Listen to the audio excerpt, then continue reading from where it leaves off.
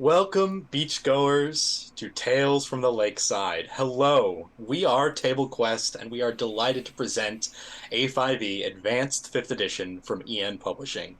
Shout out to Roll20, the VTT we're going to be using for our dice rolls, etc. tonight, and I'll introduce the players. We have Kendra playing Vod.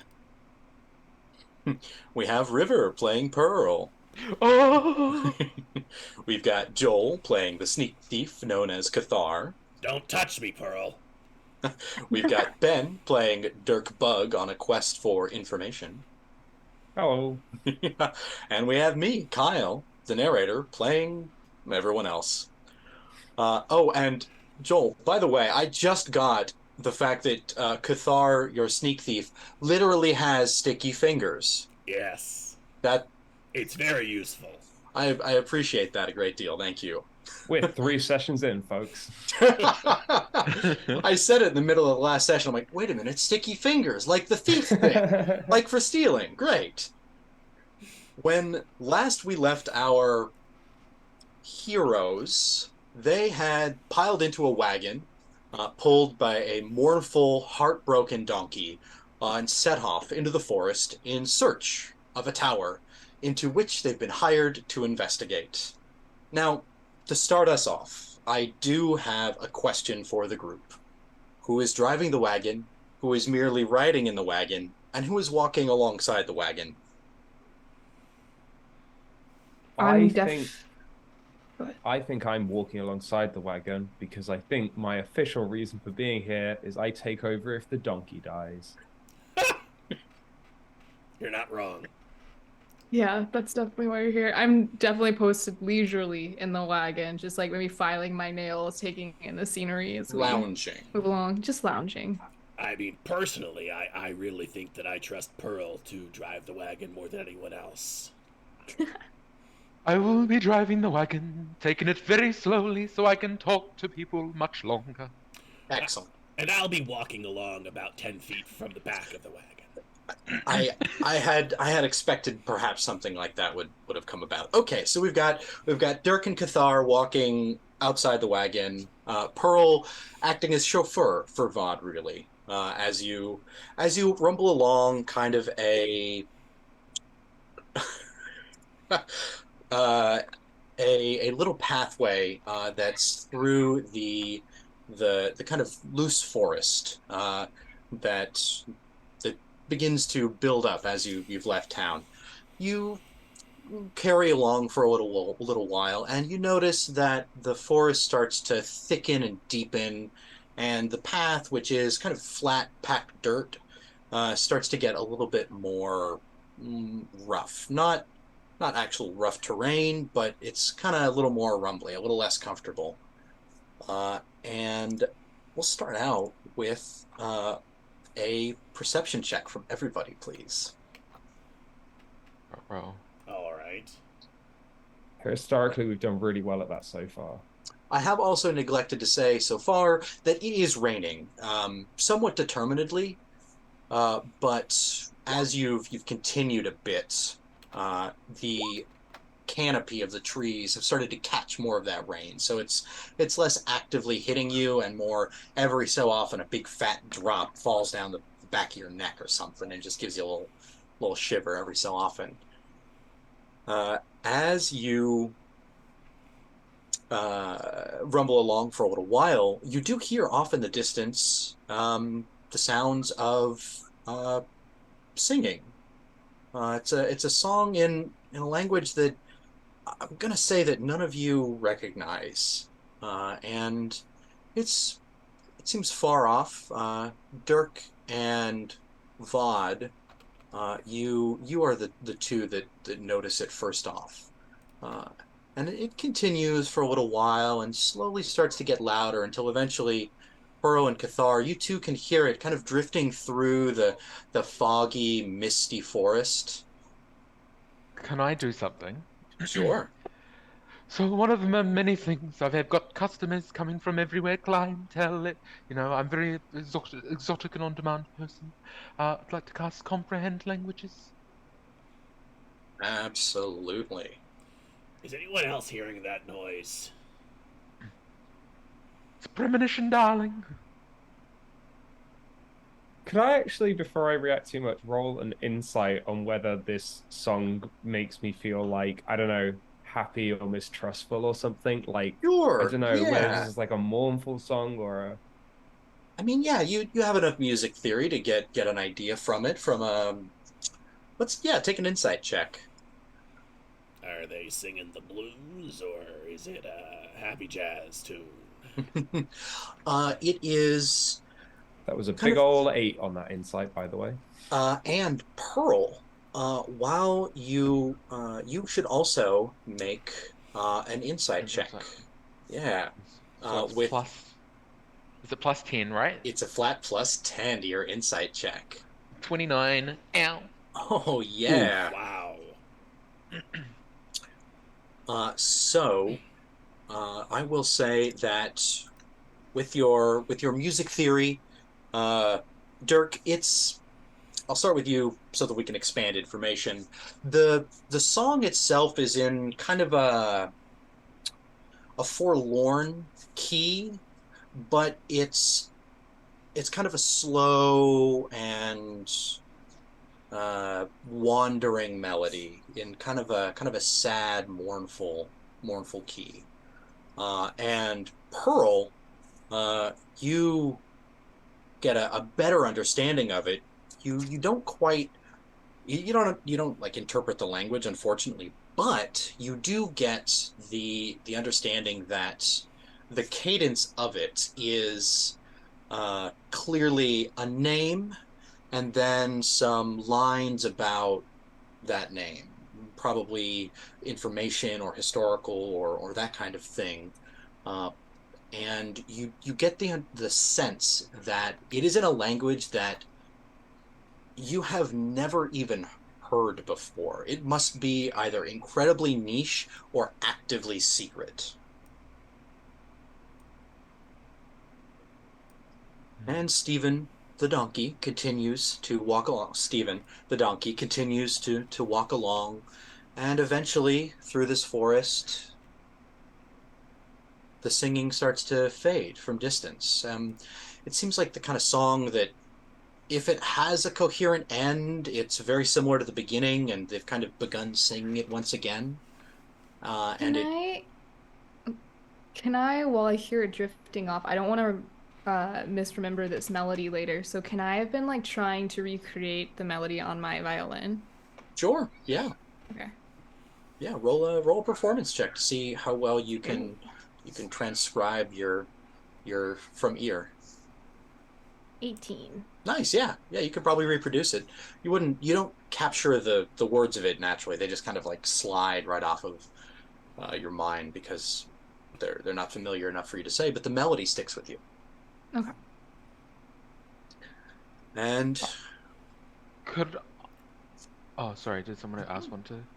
Um, I can I distinguish? So with that insight, I know that you said that there's a kind of sadness there.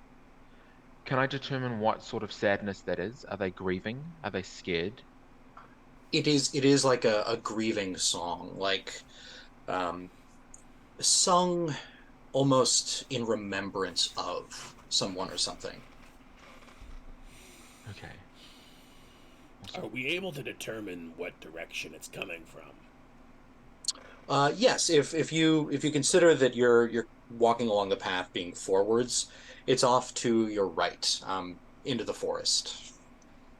I And see. whereas it began forward and right of you, and as you continued, you're eventually passing it, and now you have passed it, and it's you're getting further away from it now instead of getting closer.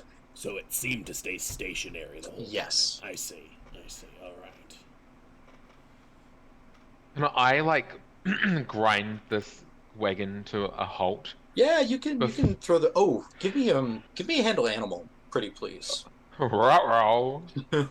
Just to get Steven to really understand what it is you're going for. 21. Stephen and I, Sure, we've yeah. done this before. That's right, yeah.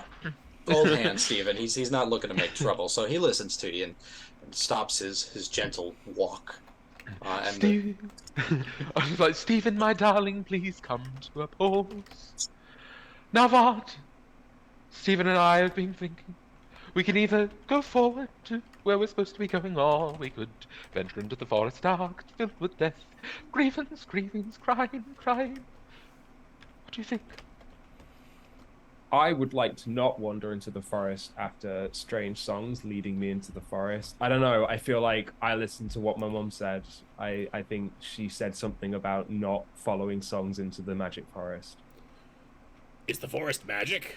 I didn't hear Well, anything about that. I think it's implied. Who implied this?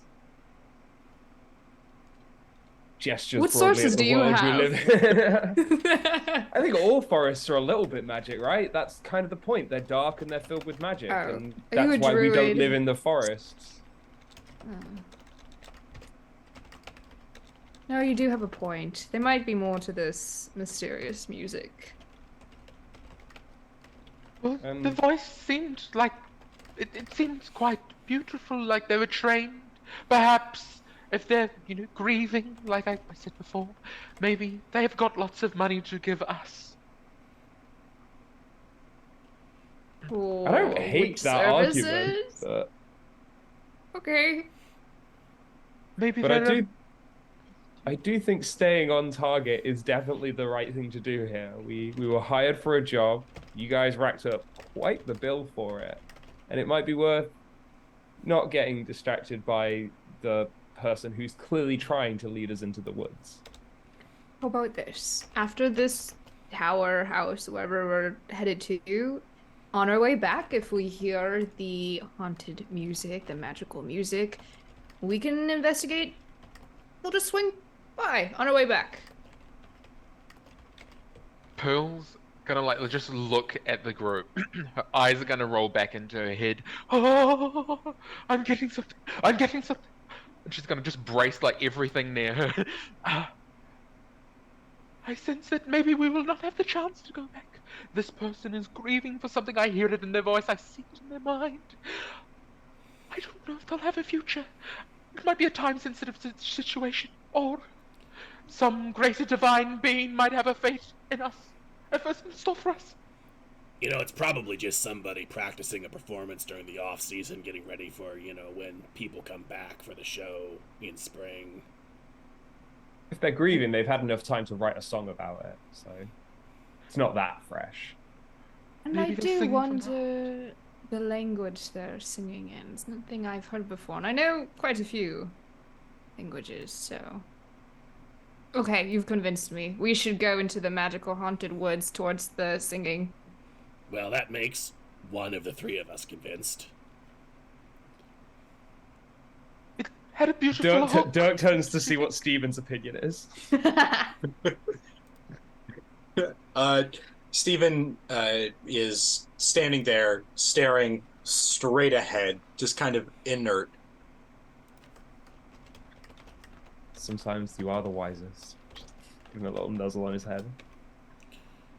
I have another question in regards to that comprehend languages check that I did. Yes. I know that you mentioned that there was something like a name in that.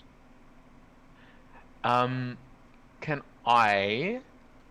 What's my ability called? There's an ability. 1 second, let me just figure out what it's called so I can actively, properly... My channel divinity is called All-Seeing Oracle, and it lets me get a glimpse of a person that I can name. Ooh.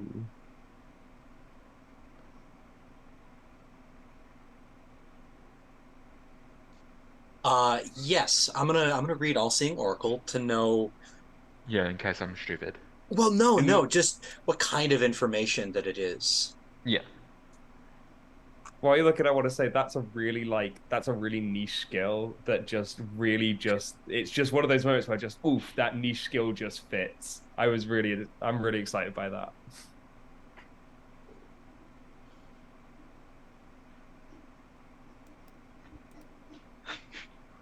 Okay, so you channel your divinity, you summon that wellspring of divine power that fuels your visions, and you you feed it through this name, which, as having identified it as a name, it sticks a little bit better in your mind. And the name is Gretiem. And you push it through, questing out, looking to catch upon this person, and nothing happens. It has no effect. It. When he says this name out loud, do I recognize this name at all from my vast knowledge and research? It's entirely possible. Smart. It is Okay. entirely possible. Let's see what kind of skill that sounds like to me. Are we That's lucky fair. enough to have? Is I it would. forbidden knowledge? It's not forbidden knowledge, but I would take either history or religion. Okay, let's see what I'm better at. History it is. Wow. Okay. 11. You're pretty sure you've read something about somebody named Gretien. And it was nonfiction. Oh.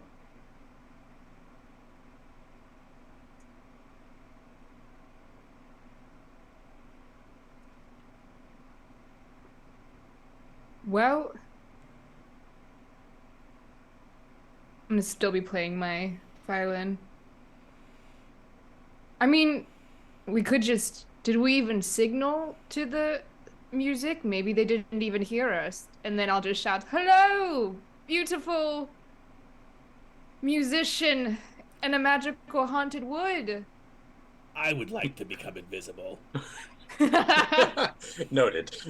I also would like to duck behind Steven. I'm just lounging, playing the violin as I shout this. I want to help. I want to help Vard, even if I have to use my clerical charisma to draw in a crowd. Further than Steven, I'm gonna duck. So if we're walking through the woods, there's Yeah. woods with singing, path with donkey on it, other woods. Yeah. I'm in other woods territory, if that's okay. Just For sure. Yeah. You tuck yourself into some underbrush or behind a tree or something, as these two call out, and you use your clerical charisma to summon a crowd. And as you again tap that wellspring of divine energy, and use it to infuse the words and exclamations, you do see somebody. You hear rustling at first as you're talking, and then you see somebody poke their head up out of a particularly dense piece of underbrush from where the singing stopped. And as soon as you called out, it cut off. And it is a human type looking person poking their head. Oh, hello, hello. Oh, merry wanderers, travelers upon the ancient path. Well met, well met. Um, Hello. what do they look like? They have kind of messy, like tatty long hair with bits of like wood beads and a feather kind of sticking out. And they're wearing like a rough homespun shirt. You can really just see from the shoulders up from where they're sticking out of this. They look kind of dirty. They look kind of smelly. And how far away are they? The path is not that big, so probably only maybe 10 feet from the wagon. Okay, because you had said that the music had sort of faded behind us, but they appeared just 10 feet away. Mm-hmm. And when the music stopped, it was a good distance behind us. It was. Right. Okay. Can I sneak around to be behind this person? That would involve going into the underbrush. Yes. Just on the path behind them. They're not. They're still kind of standing off the path by this like. So that they are between me and the wagon. Okay, so yeah, you want to like backtrack a little bit? Yes. Sure. Yeah. Yes. And Yeah. also just a bit of housekeeping. Could I do a quick sweep of the woods behind, like sort of into those woods still to see if there is anybody else? Yeah. Yeah. Let's have stealth checks from both Cathar and Dirk, just to for Cathar, your movement, and for Dirk, your tucking yourself away into the forest. And then an investigation check from you also, Dirk, to examine. You're looking into the other forest, as it were, right? It was a nat one to the old Yeah. stealth though, so I mean, I'm gonna look for other people, And but they're all knowing I'm doing it. I get advantage on this roll, correct? Yeah. Okay. All the specialties in the world can't save you. But I know if anyone saw me fall over with the 25 to my insight.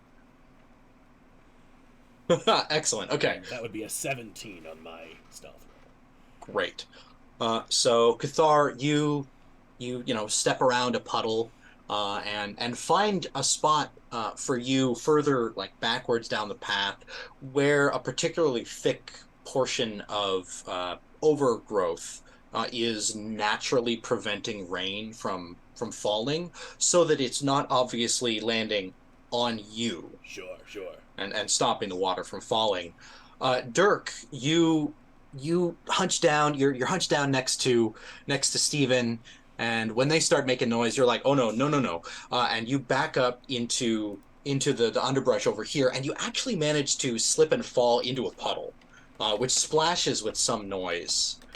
But as from your new vantage point of laying backwards looking into the forest, you get a good, very interesting view of the underbrush, and you can actually kind of see under some of the chaparral and vines and whatnot that are covering the ground.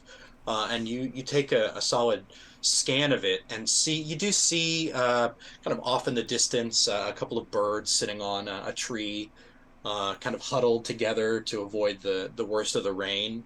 And a bit further off, what looks to you to be some kind of four-legged, like a deer type look. So no people then, or No humanoidish people. No, yeah. figures. Okay. I'm just gonna go and kind of get up from the puddle. I'm gonna sort of keep a hand near one of my daggers just in case, but I'm gonna kind of just still keep quiet for the moment. I'm just gonna pretend like that didn't happen. Well, hello, fellow bard. That was such a moving piece we heard you playing, and you must excuse us. We had to call out so we could meet you. Oh, thank you. But a bard, I'm not. You can. My name is Arthur. Arthur Laughinggrove. Pleased to meet you. What brings you into this slice of the forest?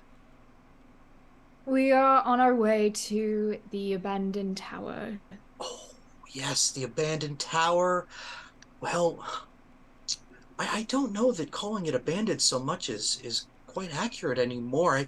I see comings and goings from it every so often. You do? Mhm. What kind of activity have you spotted? Oh, uh, for lack of a better word, skeletons coming and going at all hours of the night, clicky clacking their way through the forest in and out and going about their business. I don't know for the life of me what they're up to, but yes. They trampled a particularly delicate patch of berries that I've been trying to cultivate off the other way. They never use the path. Fascinating. You don't Skeletons. you don't seem too worried about it, dear? Oh, they don't really pay me any mind, and I suppose if I didn't want my strawberries trampled upon, I would have put up some kind of protection or something, which I'm actually working on doing. So no, it's no real trouble to me. It's just an old stinky tower. seem to be What more a- worried about strawberries than, the Walking Dead wandering Can I about. insight Insight? check? Yeah. Yeah. Yeah, absolutely. Can I do like Once the help action for Vard? Can you do Oh, what? the Can I help do like action. help action for Vard? For Vard? Because I'm also very suspicious, hence my questioning. Yeah, absolutely. Question for you, Pearl. Do you have guidance What have got? Let me have a look. Let me have a look at my spells. Oh or yeah, that's the thing, bless? isn't it? Do you have wait, Uh, I think bless Never actually mind. is I'll the just one that I'm thinking of. no. I'll just sit back. Guidance is normally a D4 on a skill check.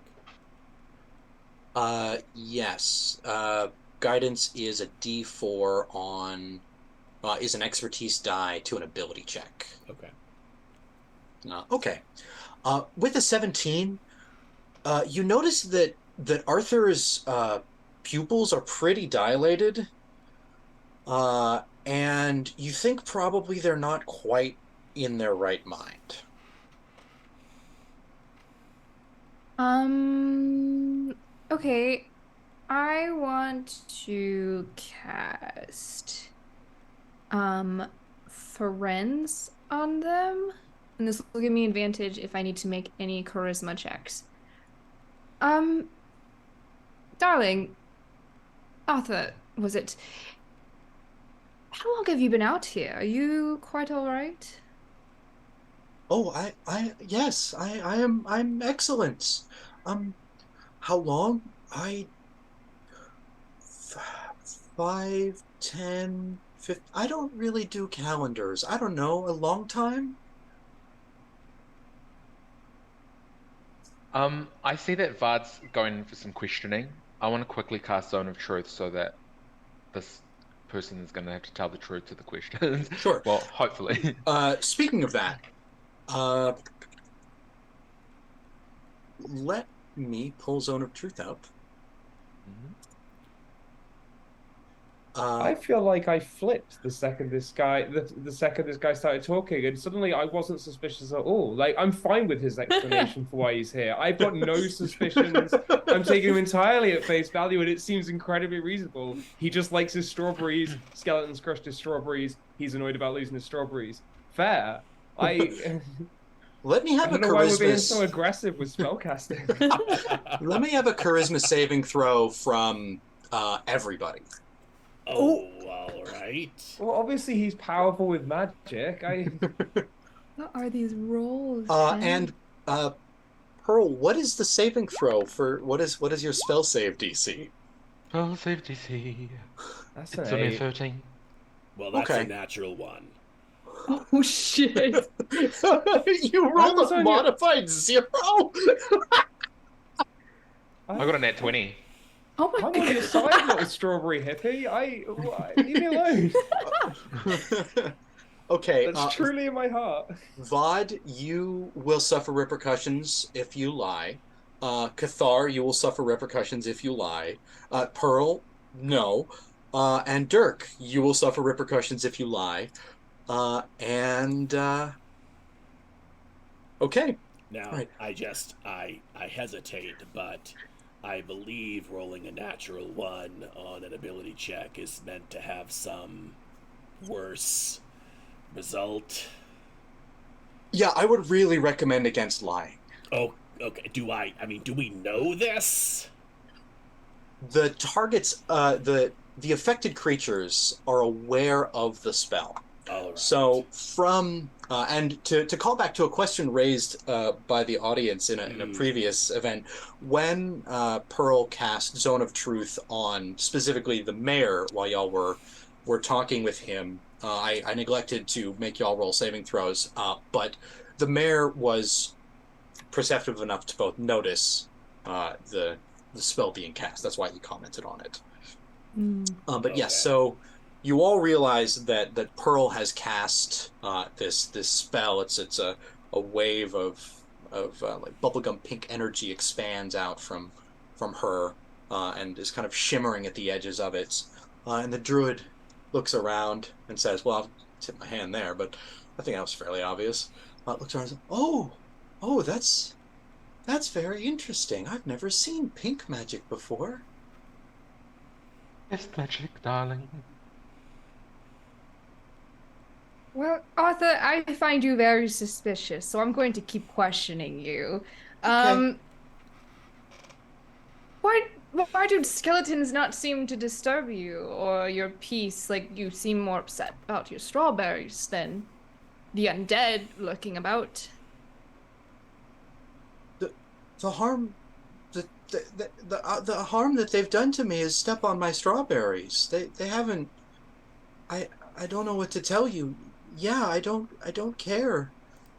They're And not you they're not chopping trees down or starting fires or doing things that I would object to, other than the trampling of my strawberries.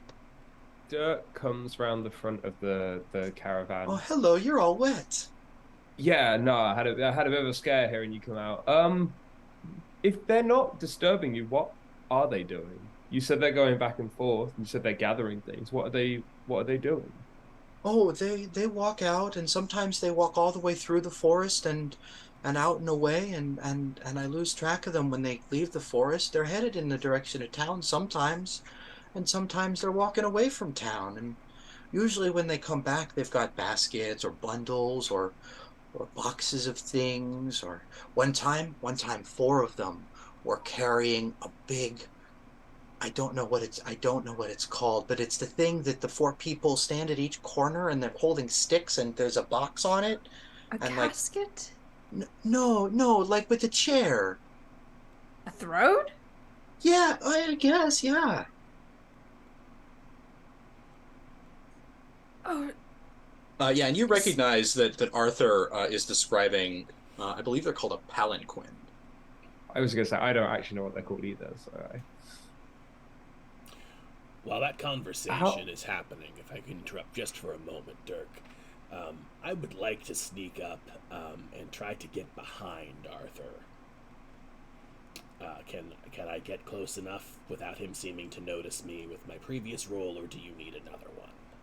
Let's have one more just to know. And so literally behind, like you're gonna enter the underbrush and maneuver Yes. through. Okay, cool. Yeah, go ahead. Yes. Just so as I understand. With advantage. Yeah. And as a reminder to myself, if I roll a 2, I'm allowed to re roll it and take the second roll. Oof, that's not great. Let's try again. Yeah, let's see what good old advantage can do for you. That looks double digits. There you go. Now, that first roll was with a 2, so this would be the re roll for that first roll, and then I'd like to Cool. take my advantage roll as Yes. well. Yes, finish your advantage. That's nice. I like that. Rogues. Going for the nat 20, but I'll take the 24. Yeah. Yeah, you manage to, while Arthur is distracted talking to the others and kind of timed nicely with Dirk emerging from the underbrush on the far side, you use the timing of that to step into the underbrush on Arthur's side and maneuver your way, and you cut a little bit deeper into the forest and loop around, and now you are standing behind them. You can see that it's a rough homespun tunic that they're wearing, belted by a piece of rope, and they've got a kind of an amorphous brown bag slung over one shoulder, and their hair continues from the back to be a bird's nest, just kind of wild and tatted. And they're barefoot. Don't seem to have much in the way of things on their person, just the bag, nothing in their hands, no obvious weaponry or armor or like luggage really beyond that one bag. Spellcasting focus. Uh, there is something around their neck. You can see like the rope, but it's in front of them. Okay. Um, can I see what they have in their bag? Is it an open bag? It's a drawstring, and the string is drawn up at the Well, top. I need to fix that problem then. Certainly, Would that be a sleight of hand check? it would. It would.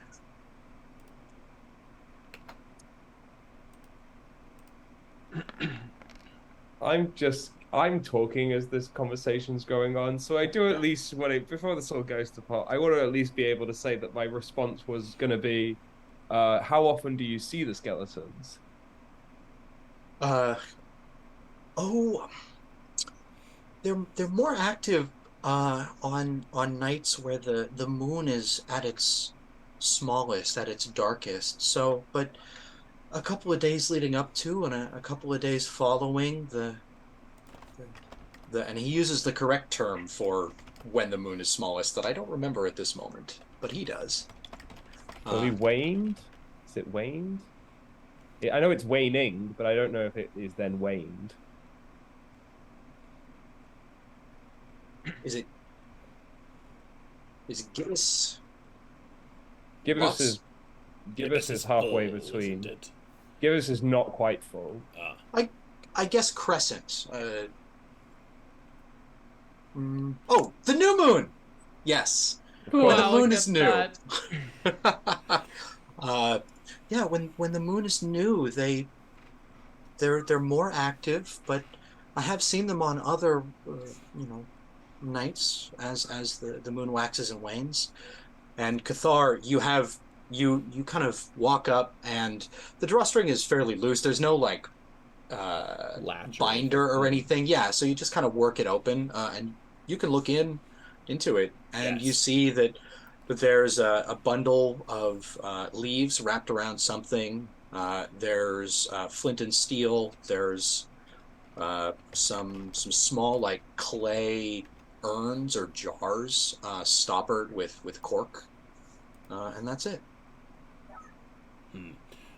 I would like to take the time that this conversation is happening to pull out and examine each of the stoppered jars. Absolutely. One at a time. Do you open them? Yes. Okay. All right. So you pull out gently the first stoppered jar and pop the cork on out of it, and make me a Constitution saving throw. Can I turn and ask Vard and Pearl how close we are to the new moon? I assume Yeah. Pearl would know those kind of things, so I turn to ask Pearl. Oh, we're very close, dear. Oh, she's gonna cast Thaumaturgy. One moment. I'll just be sure. And her eyes are gonna roll back into her head. They're gonna like bright white and glow a little bit, and there'll just be tremors of like leaves pushing out from around her. Yes, very soon, dear. Very soon. It's coming soon. Yes. The night after tonight is technically speaking going to be the new moon. So tonight will be very little moon at all, but not none. And because Pearl was rambling, is there any way I can? And I'll let get back to Qatar after this. But is there any way I can kind of like indicate to Vard? I just have this worry something's going to go south. So I'd like to indicate to Vard about the deer in the woods because I think that's connected. How do you do that? I don't know. I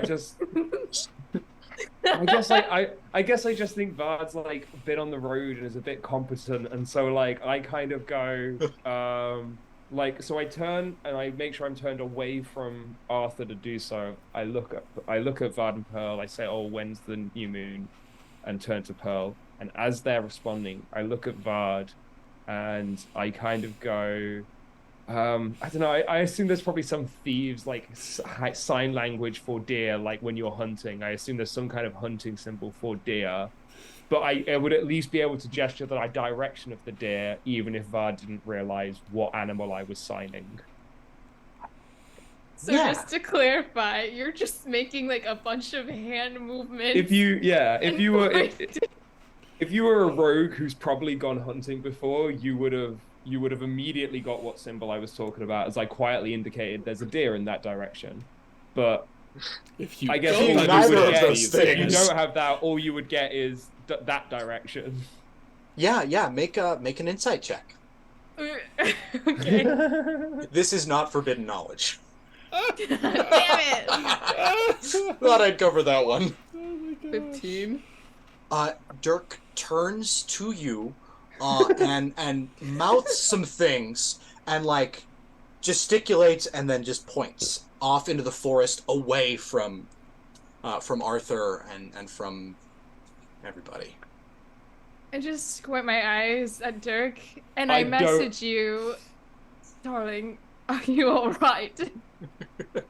Did you take a very nasty fall? But you can't respond to this. Oh, okay. Well, I was gonna say I don't elaborate. I just do the symbol, point in the direction with my back, so like Arthur wouldn't be able to see where I'm pointing, and then I just turn back to Arthur without getting an answer.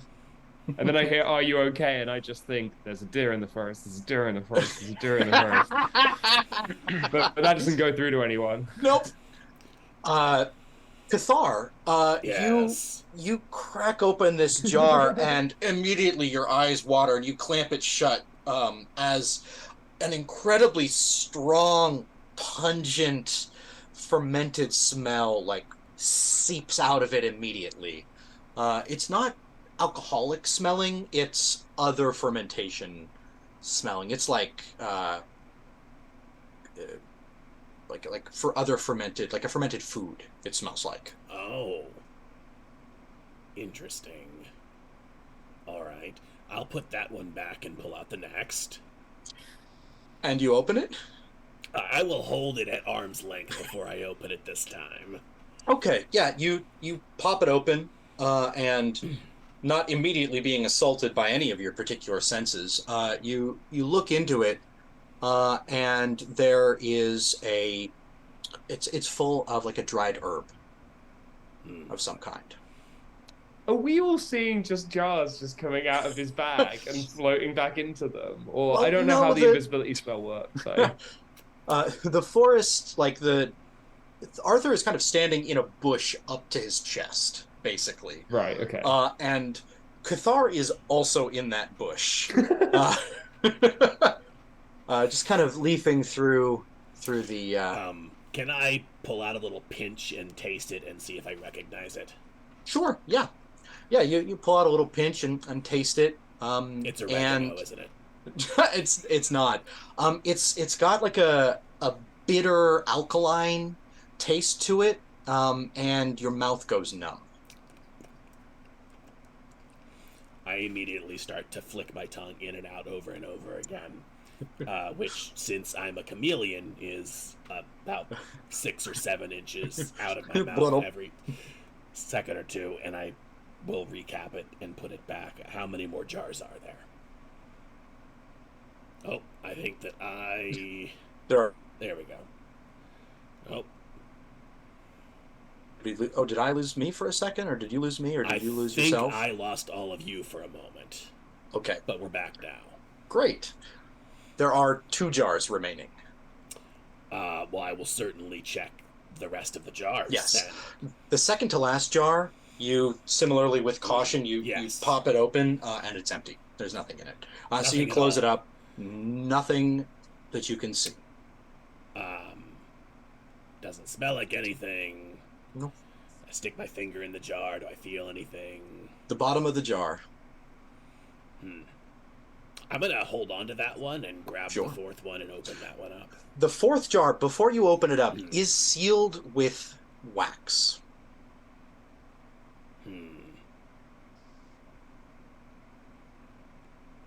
Is there any indication on the wax of what the contents might be? There is a symbol stamped in the top of it. It's as though the whole jar, which is about this size, with the cork in top, has been dipped, and then a symbol has been drawn into the top of it, but you don't recognize the symbol. No roll would help with that. I'll just tell you, it's not a language that you speak. All no. right, fair enough. If I sort of pry at the edges of the wax, does it feel like it's soft enough that if I worked at it for the next 60 seconds or so, I could wiggle it off? You take a kind of a long, sharp thumbnail and start to try and get at the edge, and make me a sleight of hand check. I am really good with lockpicks. Yes, that's why we're it's possible.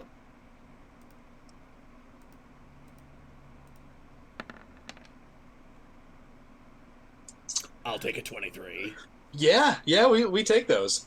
And you run your thumbnail around the bottom edge, and you do think that you could spend some time slowly working and maybe warming and softening this to work the wax seal off of it. How You, much time? I would say that spending a minute would be the baseline. You could do it in longer if you wanted to be even more careful, but I doing it a feel. minute, Hmm. Go. you're not sure how successful you would be at putting it back Hmm. if you were to work it off, but you can get it off fairly, you know, intact. I'll warn you that the way that I'm asking questions, I don't really have that many more to ask. I'm pretty. I I'm don't know that. trailing off as an investigator.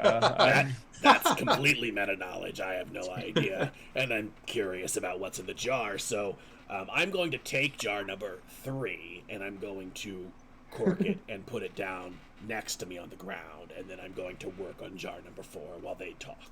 All right. Dirk, you turn back to face Arthur, and you realize that he is kind of staring off uh, into the forest with kind of a contented look on his face. What Oh, was the language you were singing in? oh, it's the language of my order. It's a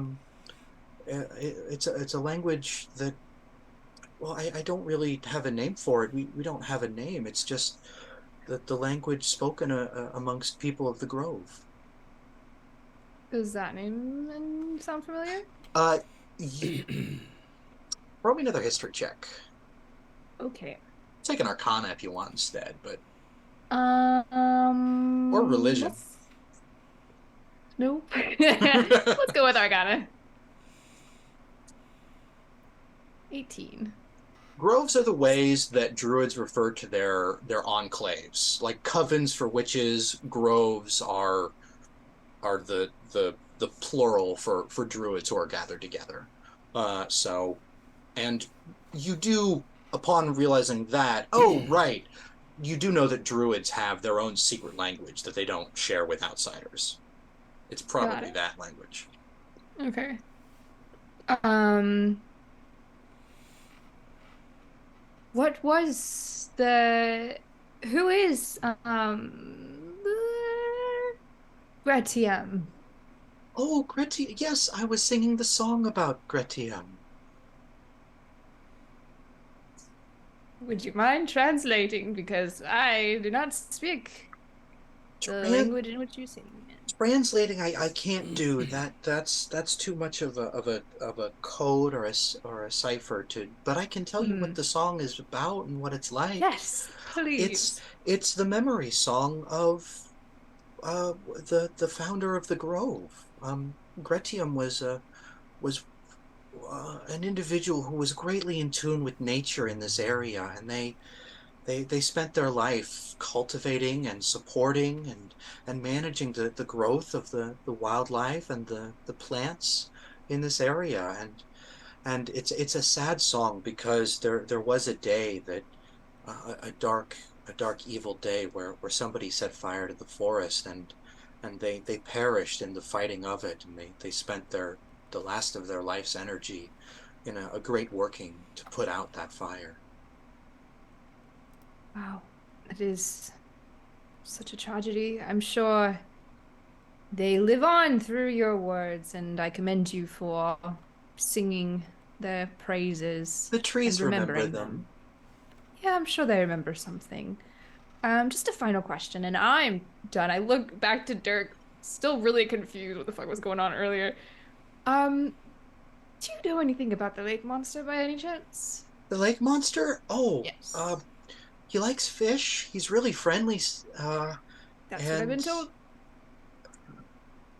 Do you know if the mayor is the lake monster? the mayor? No, the mayor. And they go on to describe the mayor about yay tall, wears Yes. lots of fancy Yes. cloaks and nice shoes, and That's them. Yes. um no, I don't think so. How many lake monsters are there, darling? Oh, well, there's only one lake monster, TM. Uh, but there's lots of things living in the lake. There's fish. Uh, Yes, fish. What else? What else, dear? What else is in there? well, I think there's something shielded from me that the fish don't want to talk about, living in a cave underneath the lake. Are the But From you, fish? from you specifically, or well, I everyone that I've talked to that's interested in such things, they know that there's a blank, an empty zone that ordinarily, if you ask a fish, oh, can I borrow your body for a little while, and then swim down and around, and you can see stuff. But there's a part of the lake that if you pilot a fish in, or go yourself, all of a sudden your connection is broken, and your link with the weave is severed, and you find yourself, well, without whatever you had chosen that had gills that would get you down there. Fascinating. I have And another question. Sorry, you go. no, You go first. Oh, no, no, I've, it's I've okay. got. Well, I have got a question. so. Anyway, Uh, you said what was your name again, darling? Arthur. And is that Stop. your name, or is that the name Oh, of this vessel? no, no, no. This is I'm me right now. Okay, so I've got to ask, Arthur. Are you on any drugs? Yes. Oh, Willingly? Yeah. Yeah, and then he turns and make another stealth roll for me, Cathar. Uh, I would before I do that. I do Uh-huh. feel like it's been more than a minute. I agree. It has been a minute.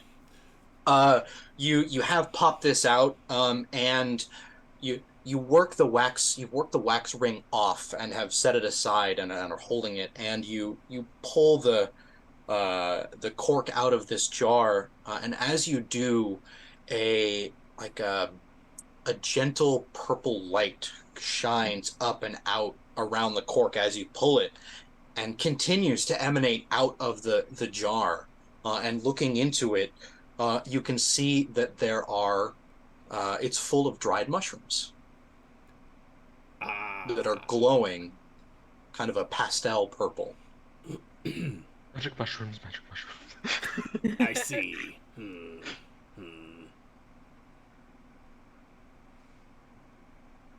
Interesting. Do I recognize them? Uh, roll me a nature check. Romeo, were you cool in high school? No. No, you don't recognize them.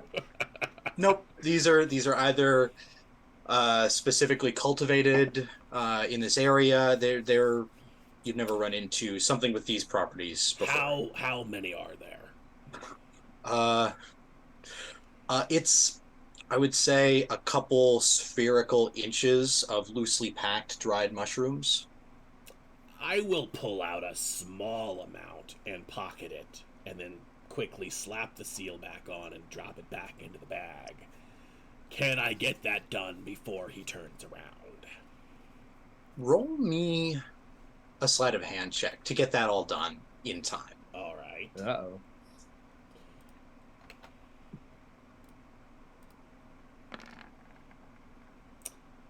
Oh. Now I have to roll something over here. You get it stoppered and sealed, and as you are like reaching forward to kind of gently place it down, it Arthur turns, and the bag catches on your hand a little bit and provides just a little bit of resistance. As he turns, he goes, what was that? And I'm gonna decide that your various skill checks and your maneuverings have been pretty much eating your movement and not your main action, which has been devoted to refreshing your 1 round worth of invisibility this whole time. So it's, oh, what was, I thought sticks don't ordinarily like catch on to me and whatever. Yeah, I have drugs. What was the question? And he pulls that same jar out of his bag and turns away from you and holds it up. What, what, what?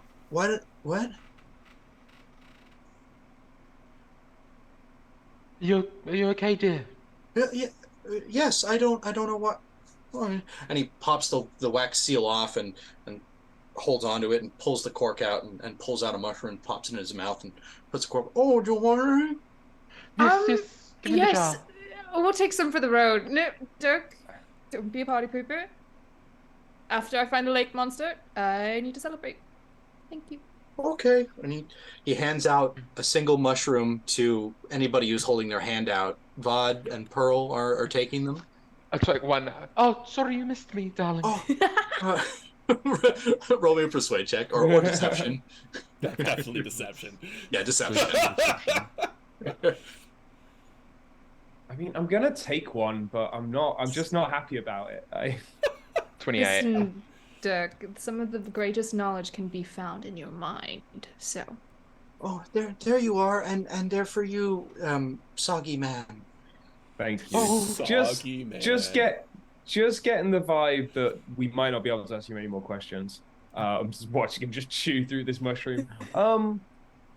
When roughly did the strange sort of skeletons start happening? When did you start noticing they were an issue? Has it been getting worse?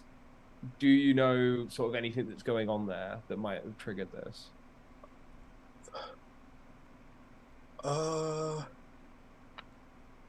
Somewhere between 30 nights and 90 nights ago. Okay.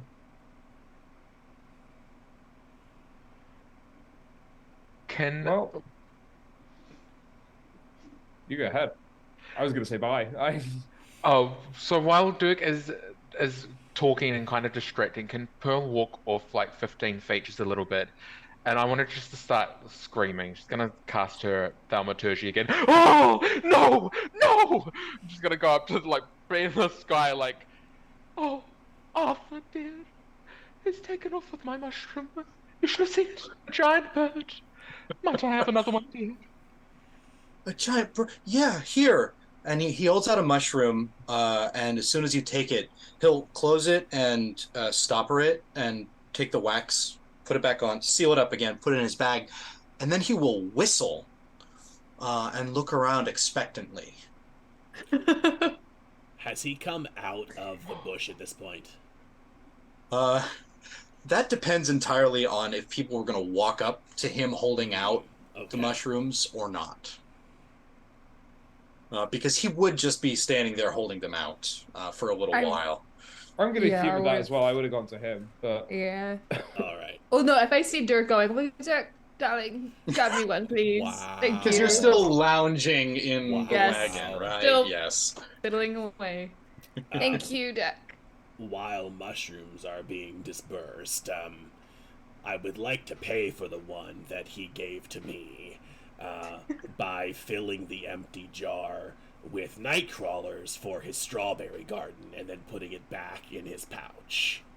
Absolutely. You fill up the empty jar with night crawlers, and he has gone back to the standing stance that he was in before. Bag still open, and you manage to put the jar back and dart your hand. Just as I'm putting it back, I pause for a moment and I think to myself, and then I will pull the jar back out and I will uncork it, and then I will put it back in the bag. So you put an open jar of night Yes. crawlers in it. Yes. Noted. Got it. Yes. Okay. And then I will make my way out of the bush. well, Arthur, I don't want to distract you from your incredibly busy day, but I wish you the best of luck in protecting your strawberries. If anything happens that seems to be skeletons in the Dark Tower related, maybe you could help us out by swinging past the Dark Tower, letting us know those things have happened. I reckon we're going to be there for a little bit. We would really appreciate it. Oh, I don't want to do that. I don't want to go to the Dark Tower. So there is something wrong with the Dark Tower. It's a building. I hate buildings. Oh. You just have to swing by, maybe leave some kind of maybe if you could just convey some kind of message from a bit of a distance, that would just really help us out. Animal friends. I'll You do have that. those, right? Yeah. And You're not gonna remember this at all later, are you? huh? Hi, I'm Arthur. Okay. Goodbye, Arthur. And I just kind of turn my body away from him. Done with this conversation. Yeah, I think I'll just walk back up to the to Steven and just and kind of just lead Steven to start walking again. Because I think Arthur's gonna. I assume Arthur's just standing in the bush chewing a mushroom right now. So I'm just Yeah. well, let's He's just done with his walk mushroom. away. He's now standing in the bush, just kind of Yeah. staring. And roll your stealth check, Cathar, just to make sure you don't fumble. I feel like he's not in a good place to notice much of anything at this point, but I will roll. You can fail hard enough to get his attention. I thought we weren't rolling particularly high to get past the druid. That's without the advantage, so... Yeah, you're fine. You're fine. Right. You're fine. You make your way back and rejoin the wagon, which has resumed rolling along. Wait, I don't want to leave yet. Okay. As everyone's getting ready to go, I am stepping back into my zone of truth because I walked out of it for briefly to tell my lie, and now I'm going back to him. I mean, you lied within it. You're fine. You saved against it. I'm going to grab his hand and... Arthur, darling. Dropping zone of truth. If there's anything you wish to tell me now before we go, darling. And I want to cast Detect Magic on him. Yes, he is... he's under the effect of I'm going to say it's a magical poison. And you sense the presence of a couple of enchantments on him. They are exactly... Stephen, no, Arthur. Yeah.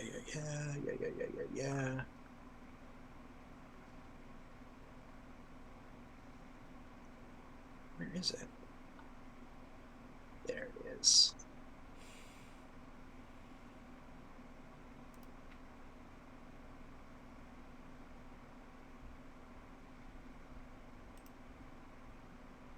He is under a magical poison with the equivalent effect of calm emotions, the druid spell.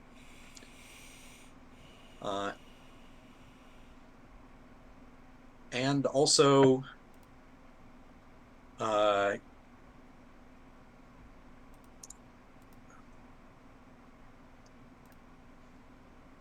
freedom of movement are the spells that are active on him at the moment. I want to make an attack that looks like kind of like an accident with my crystal ball. I want it just to roll out of my pocket and donk him on the foot. Okay, yeah, make a deception check to fumble the ball out of your bag and onto his foot. Here we go. 14. You fumble the ball out of your bag or out of your pocket or wherever it's from, but it actually lands next to his foot and just thump onto the kind of the undergrowth. Just gonna pull my hair out of my face as I reach down to get it. I didn't see that coming. And can I just give him one punch and then adds? Yeah, sure. Roll an attack roll. Okay. With advantage. Okay. How do we do it? Oh. It would just be a strength check because it's unarmed. Yeah. That's 3 on both of them. You're trying to do too many things at once. You're leaning down to grab the crystal ball, and you're trying to punch him. And in doing so, you both like miss him, and your hand like lands next to the crystal ball. It actually lands on his foot.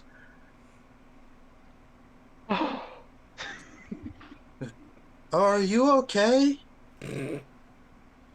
Yes, no, I'm fine.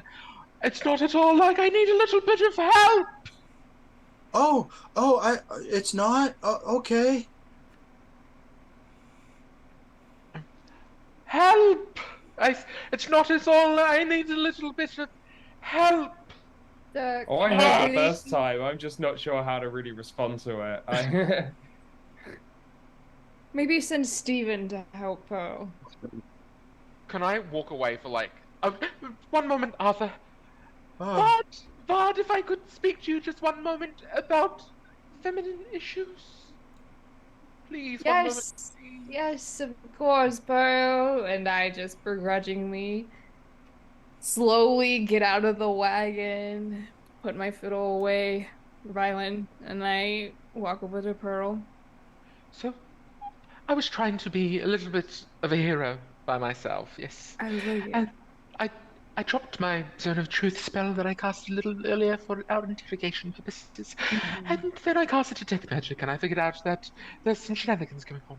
And I thought perhaps if he suffered just a few points of damage, I don't want to, grievously injure him. I just want to, cause a little bit of harm, a little bit of pain. I was hoping that perhaps if I hurt him just a little tiny, teeny weeny bit, that any sort of spell or enchantment or effect You that might want be to on trigger a could throw the cross. concentration check. Just a little tiny bit of just a teeny weeny, and I just want someone to maybe stab him or strangle, just slightly strangle him, like to the point where he's suffocate a little. just a little asphyxiation. Just to clarify, you called me over to stab the poor druid man who's obviously high off his kites on mushrooms. Yes, I'm so glad you get it. And Vod, as you gesticulate towards Arthur, Pearl, you look. Arthur's gone. Well, we've lost our chance. Now he may die. In fact, Well, oh, okay. he will die. He will I die. walked in the cart. You'll have company. Apparently, there's a lot of skeletons running about. Oh, we're in grave danger. Grave danger. I hate that song. You didn't see that You coming. set it up. It was like, here, lay up. All right. Oh, I no. need to step away for about 5 minutes or so. I'll be back in a bit. All right. Why don't we go to You break? wanna call it a break? Okay, cool. Yeah. We shall return henceforth. Yeah. We might progress about 10 back feet. in a bit. Hello, welcome back, everyone. Thank you for participating in our poll and hanging out with us.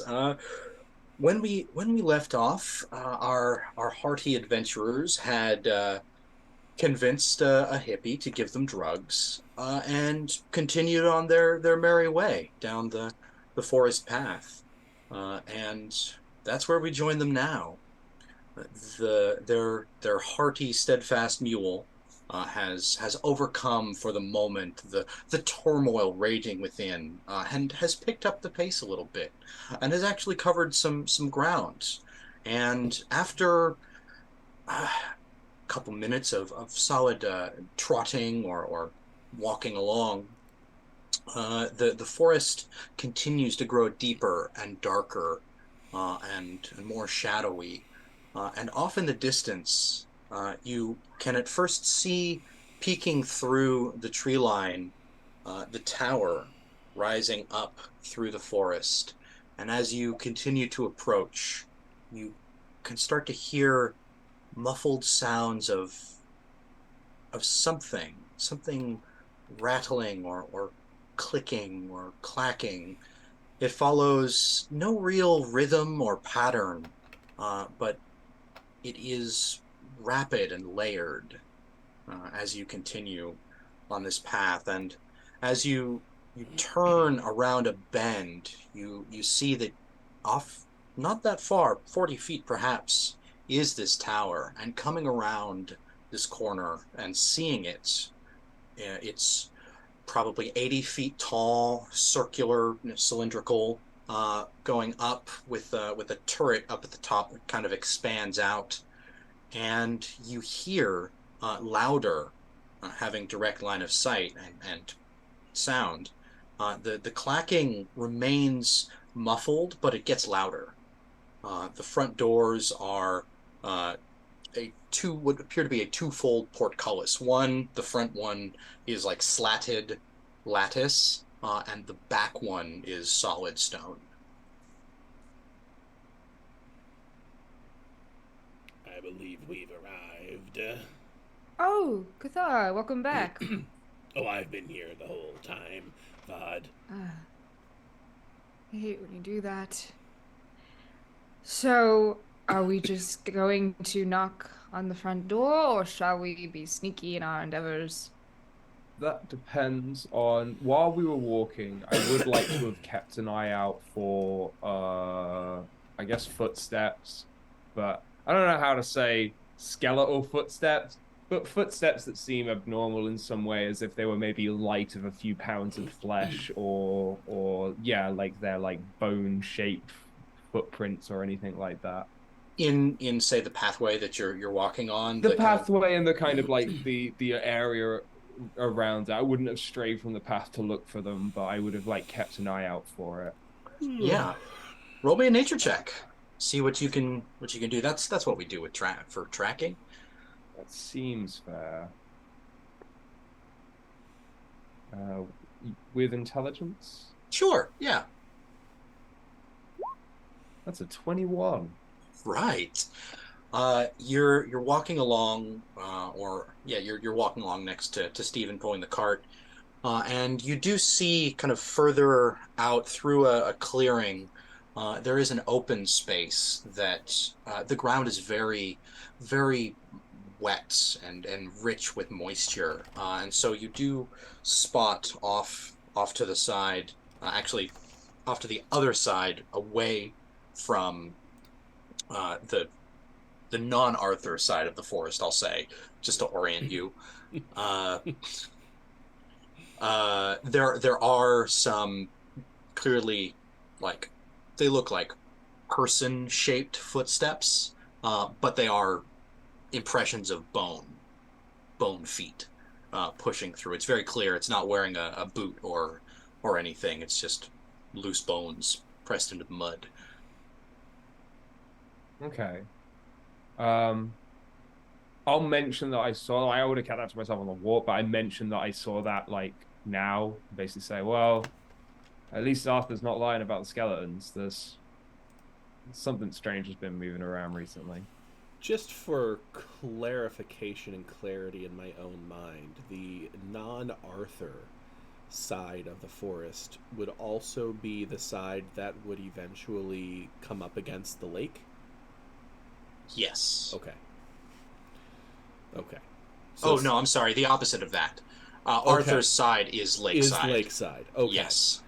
Okay, so since the map that we have of Huddletown has the lake at the top, I'm going to call Arthur's side north in my head. Is that Yeah, right? that works. Okay. Yeah. Okay, thank you. Yeah. And by that you're basically traveling west. Okay.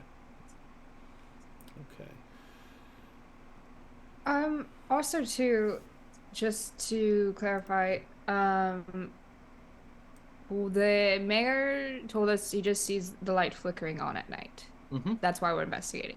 Yeah. So, to the group, I will say there's also a third option where we just either sneak in and then lay low to see what happens in the surroundings at night, or we hang back to investigate and see the flickering light. I mean, Um, I don't know about you guys, but that was a bit of a long walk, and how long I'm was not the in- walk? I'm not in rampage mode, but I'm antsy to do something. You've been walking for about an hour. You spent maybe 15 minutes total talking to Arthur. So it's still early morning or mid-morning.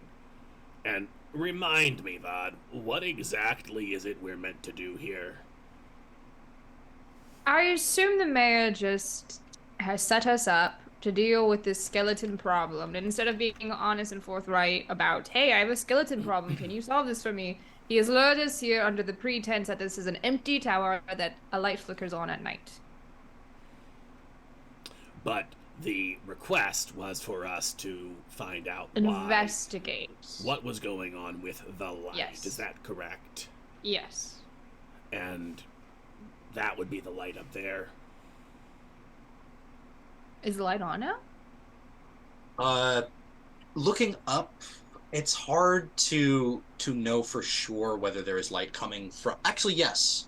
It is dim and dark enough that you can tell that there's like flickering lights up at the top of the tower. What color are they? Standard like flame color. Flame color, like lantern torch color. Okay. That kind of, yeah. I mean, I'm sort of surprised that a town that was that sort of tight knit and that mistrustful during these like colder periods.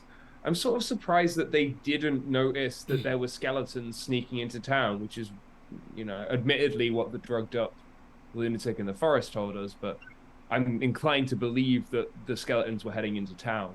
But then nobody noticed that, or at least they're not telling us that they noticed that. did he But then say that they were going toward town? Yeah, he Yes. said that they With the that some headed throne. into town and they came back with baskets and things. I And- see. I find it weird that they wouldn't mention that, but then I'd find it weird that they didn't notice it.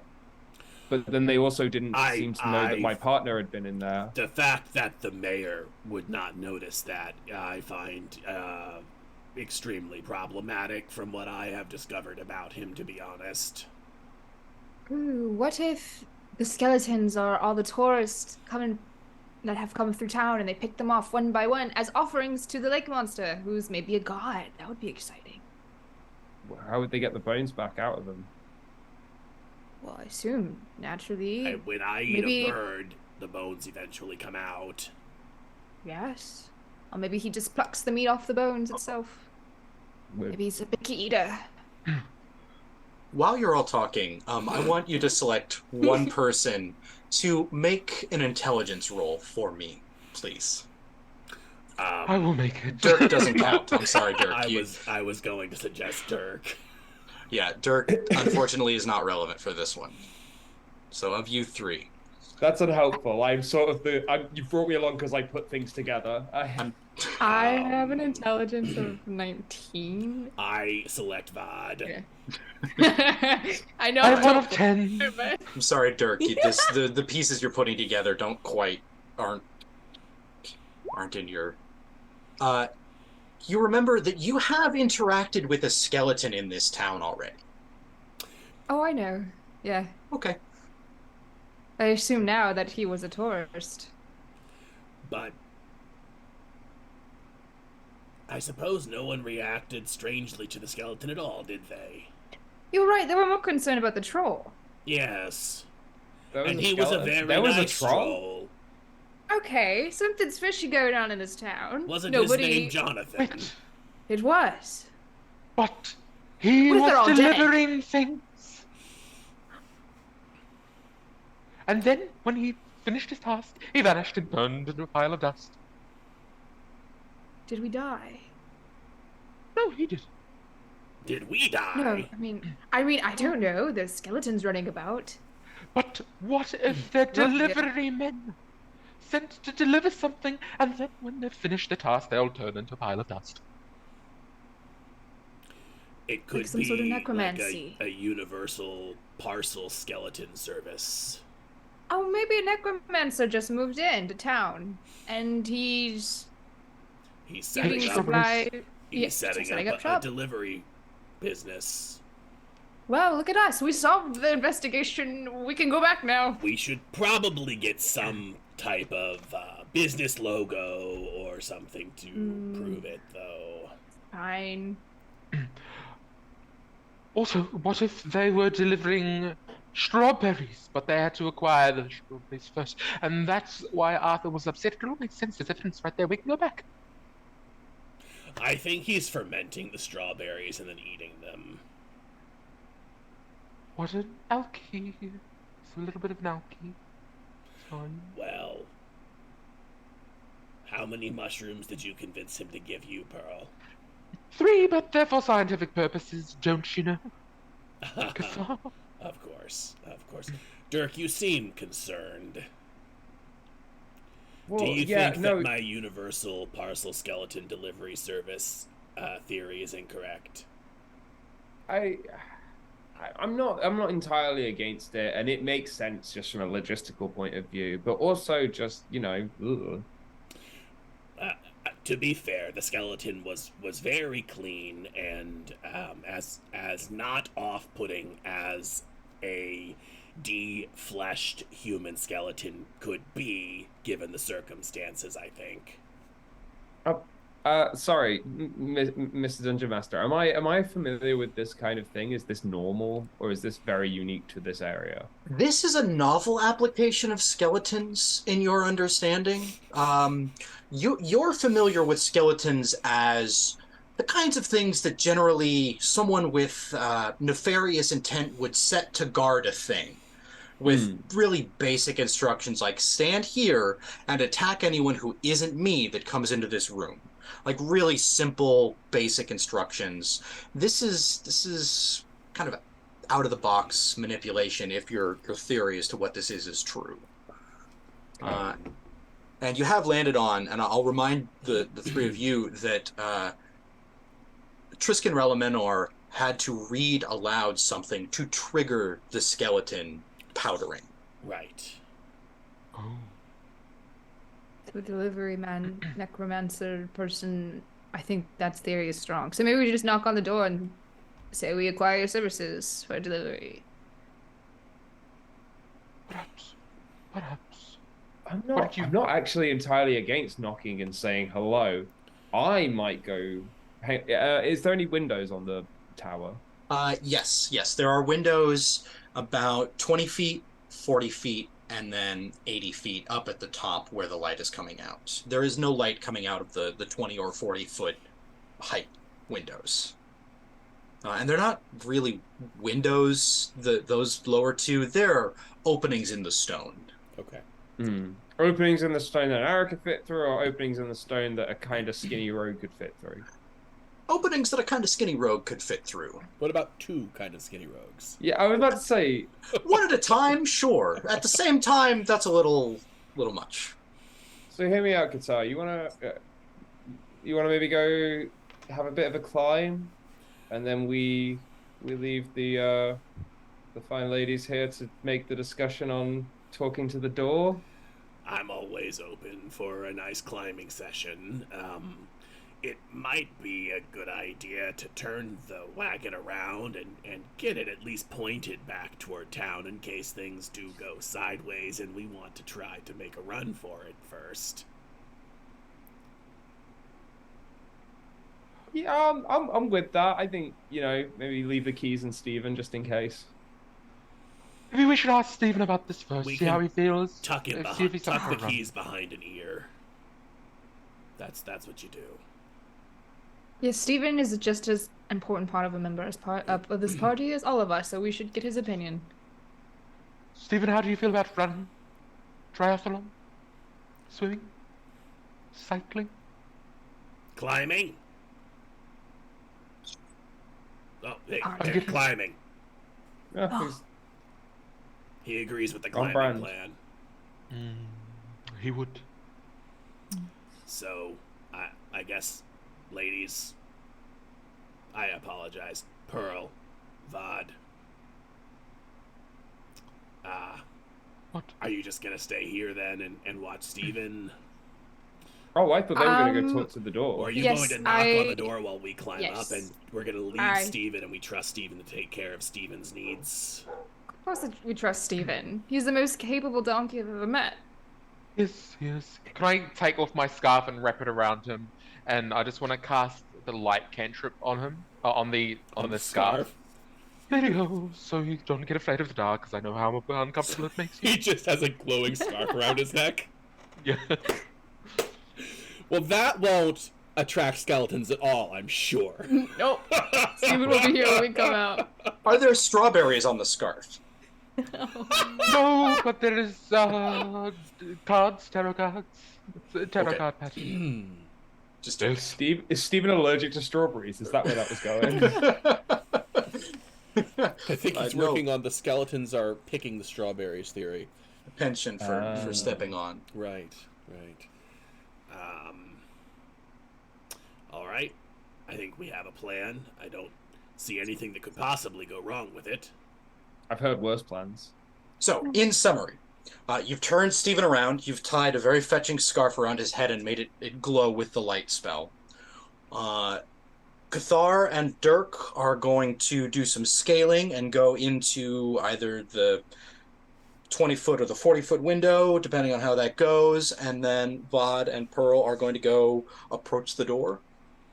Yeah, we're gonna split the party. All right. I want to know what's with the light at the top, because that's what we're here for. So if Dirk is up for an 80-foot climb, that's my goal. I mean, I'm going to see how I feel at 20 to 40 feet. What's it? I'm going to leave my bag in the cart, but I'm going to check what I'm going to take with me. You carry on. Sorry, Pearl. As we're all getting ready to do this plan that we've talked through. Wait, everybody! I must see what is unseen, and I'm going to cast augury. And so you give me a good omen, bad omen, whatever. And I'd like call out to my goddess. Oh, dear Raven Queen, show us what is unseen. Actually, that makes a great deal of sense. Okay.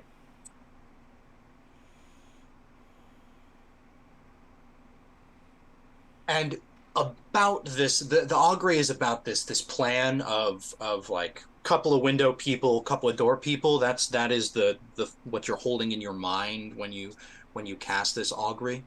Yeah, so it's like what is gonna be like, what would be the outcome once because two of us are gonna try and get in, and two are climbing up the outside of this tower ready to sneak a peek. Like,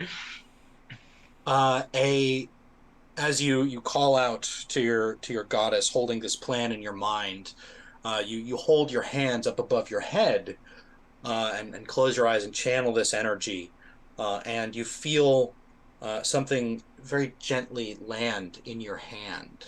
It settles in, and pulling your hand down, it is a black feather of the Raven Queen, which you interpret as a fortunate omen, a good omen. oh, there'll be good coming from this. Oh, except for that just once more, but I won't mention it. All right, we're going to start with Cathar and Dirk. Cathar, I've got a pretty good idea your approach to scaling a building. Just stick to it, climb, right?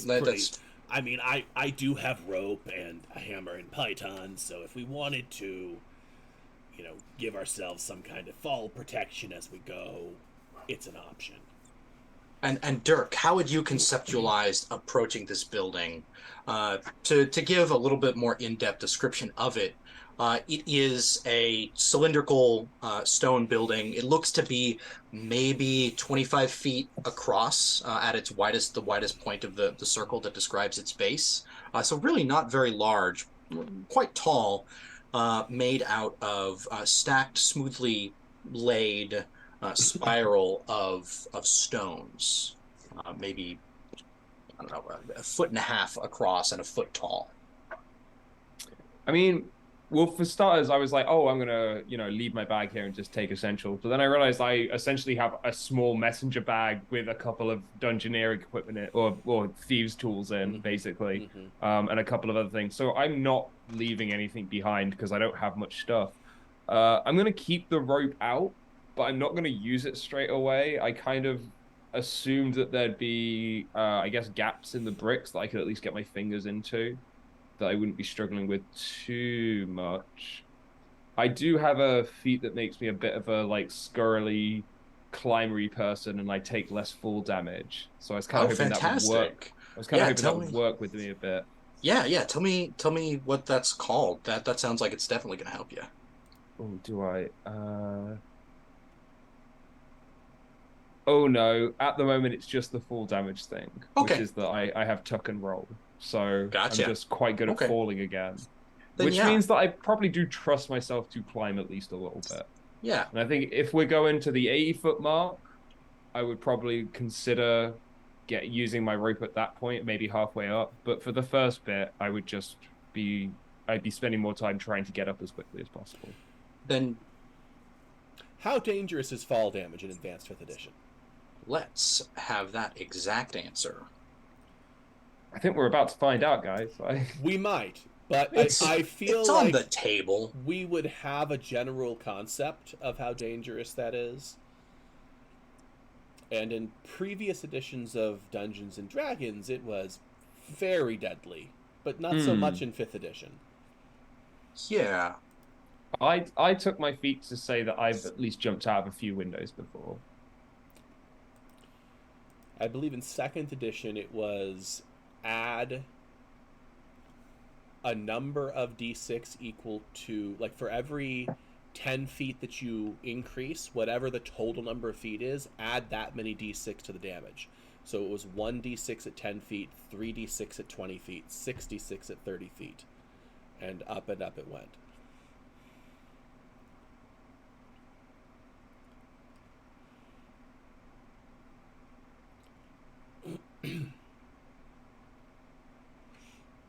Which feels more true to life. How much do I divide it by if I land on Bard? Half, but she gets the other half.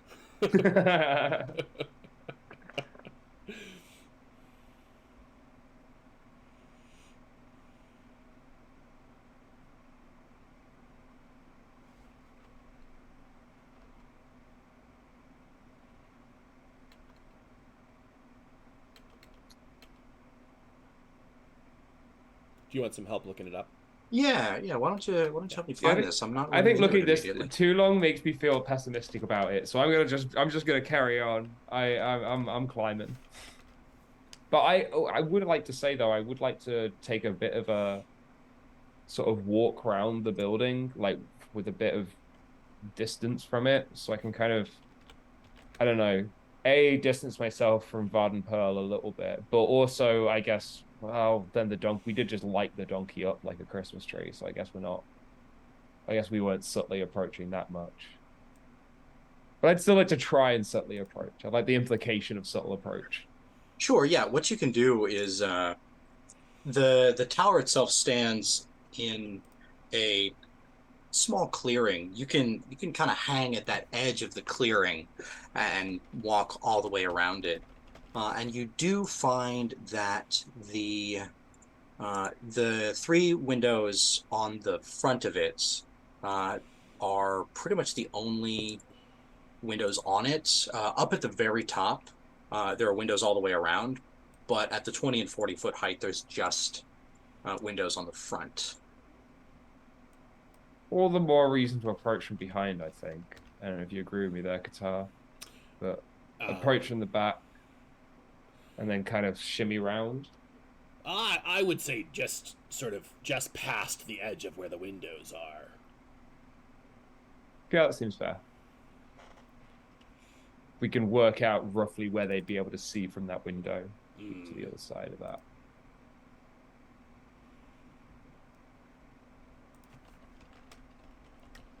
And again, if we take turns going up further and further, we can anchor ourselves as we go to protect from any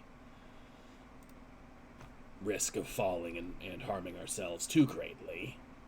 Okay, I found it. Page 50 of Trials and Treasures. Excellent. Yes. So fall damage is 1d6 for every 10 feet. Yes. Max of 20d6. Okay. All right. So So that's right the first, out of the SRD then. Okay. Yeah. So, For those yeah. for those following along at home, my feature, tuck and roll, allows me to make an acrobatics check with expertise, and I can reduce the falling damage by that amount, which is quite significant actually. I think like that could easily get up to like 20, 25, something like that. Also, Yeah. It for could also be those, it could also be nothing, but also for those following at home, Cathar has 20 hit points. So falling from if a d6 averages 3.5 points, maybe what would that 60 feet would be kind of a coin flip That to sounds about right. fun. to And death. and just to confirm, we're climbing 80. That is the goal. That is That the is the goal. goal. Hence the rope and the pythons. So having taken your circuit of the tower, is that your decision? You want to try and do the full 80 in one go, or like climb some, get pitons, keep climbing? You're gonna ignore the 20 and I 40 think foot we're gonna. windows? Well, my plan is to at least get the first 20 feet out the way. If that was a little bit dicey, pythons and skimmer and get up to the 40-foot mark, because you said there's another window about there. If that was still dicey, I'm bailing out there. If that's going well, I'm going 80 foot. 80 foot. Okay. Yep, I concur.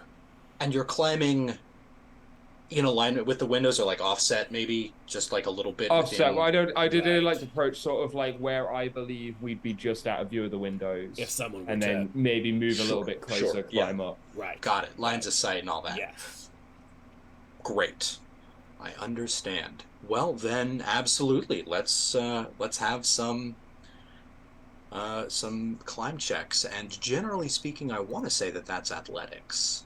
Yes. But if anybody would like, they can use dexterity, because the difficulty that you're going to run into as you set to this is finding places to fit your fingers. These stones are fairly well fitted together, fairly uniform, and so it's going to be kind of a dexterity problem that you're trying to solve, and that can look potentially like, trying to shim a knife in as you go up to build handholds for yourself, or something along those lines.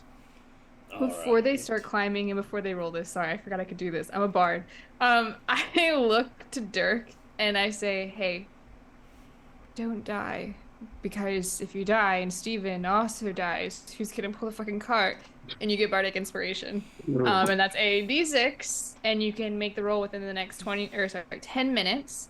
But you have to decide to roll it before the narrator decides if it's a fail or a pass. So you get to see the result of the roll. You get to see what Yeah. you rolled, but not know the result. Yes. Okay. That was almost touching. Thank you. And I turn and walk away. But Dirk, if you fall, you will probably die. Yeah, and you'll probably turn into a skeleton, and it'll be a whole thing. It'll be awkward. I just worry about your own thing. I got this.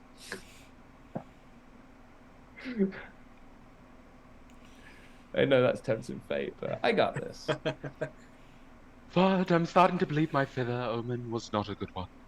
Perhaps the feather falling signified Dirk falling slowly to the ground, plummeting into his death. Are you sure just a bird didn't drop their feather on their flight away? Such is impossible. A bird would never be in this part of the forest. I know that for a fact. For a fact. For a fact, there's no birds here. Do I hear birds?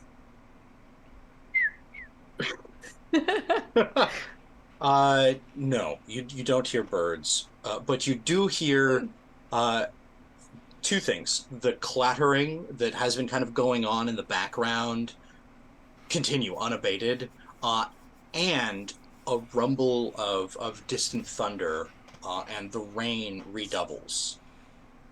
Uh, we gotta get to the door and speed this along. I do not want to be caught in the rain.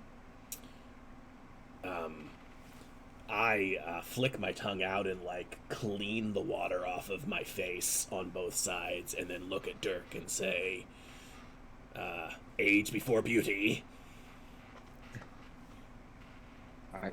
Are you younger than me? Are you suggesting that I'm not the more attractive of the two of us? I watch his eye like looking off in a different direction for a second. And I'm like, yeah, no, you're right. Let's go. And then I just I I just run at the wall. Let's see that roll. Yeah, make your athletics roll. It's all right. I was thinking about using another feature, and I'm gonna save that because I think it's gonna go worse in a minute than now. So So you're definitely sound to be in athletics with Dex, and I wouldn't be able to convince you on acrobatics. We'll Describe to me the way acrobatics. that you are using I'm just your quite ability graceful, to do man. like I a don't know what to front tell you. handspring. I mean, No, that's fair. I don't it'll think I be have got a harder, justification. but you could try wall running like that. That I'd buy, like parkour type stuff. I would buy as acrobatics. All the way up the 80 feet. I mean, Cartwheels. Cartwheels. You got to put your arms back Naruto style. get a good run up. That's right. Just pretend it's Area 61 for a minute.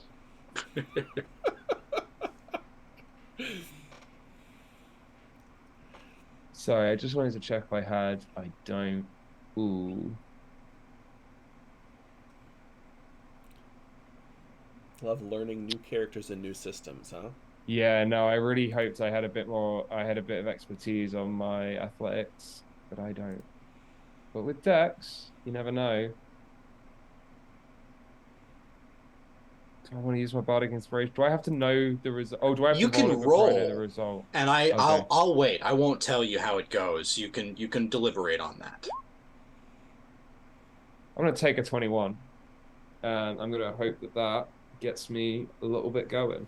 Yeah. With a 21, you walk up to this tower and you look at it, you go, okay, this you kind of get real close and look straight up it, and you can locate, all right, that one's a little bit offset and that one's a little bit offset.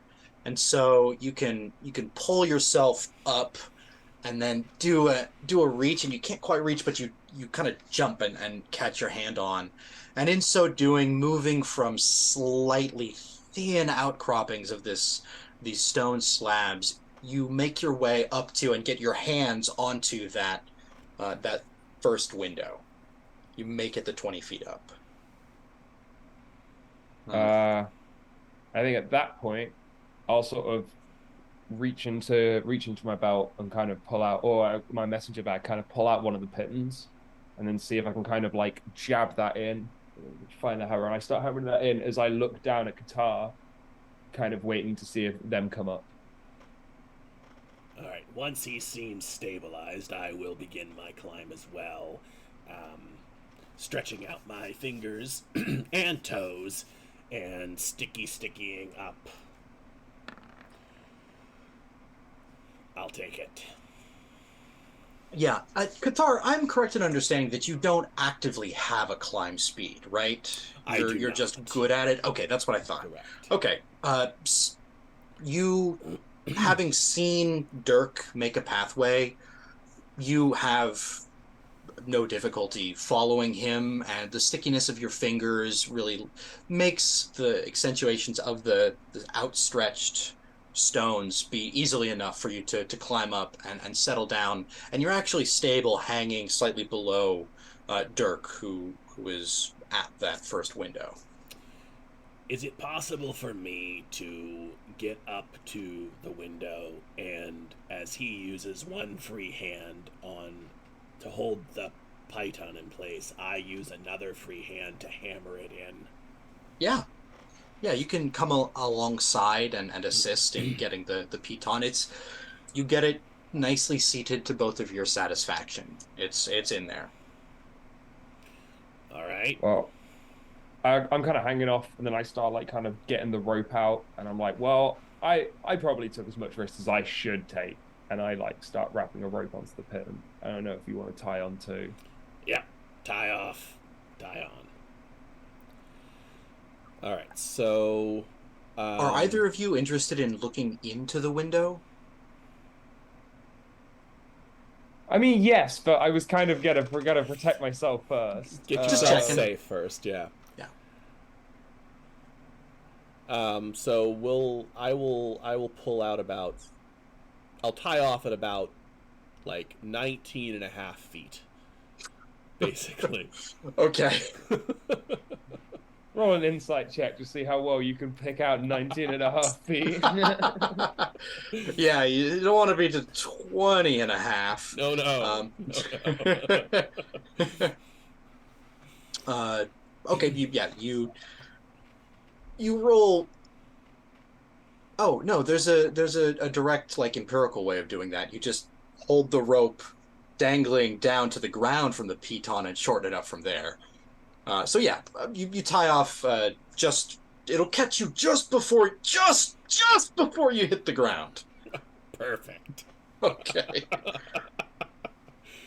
But what do we see in the window once we're safely tied off? Yeah, once Dirk, do you make similar preparations? Do you affix yourself to the piton in some way? Yeah, I'm gonna do the same thing and kind of fix myself to the pit, and then I'm kind of just trusting Guitar. Guitar climbs around because they're having a much easier time of climbing. So Guitar kind of like I'll kind of just keep watch while Guitar looks in. Yeah, Dirk is kind of hanging out at the piton, dangling from the window, and Cathar, you poke your head down from the top of it and look in, and you are looking down, and then if you turn your other eye up, a spiral staircase that is winding through the center of the tower. And there's no platform here. It's just stairs, and there's Right. emptiness. It's not a above and landing. below. It's just going past the window. How dark is it? It's shadowy. It's not actively dark, but there's no sources of light in the stairwell that you can see.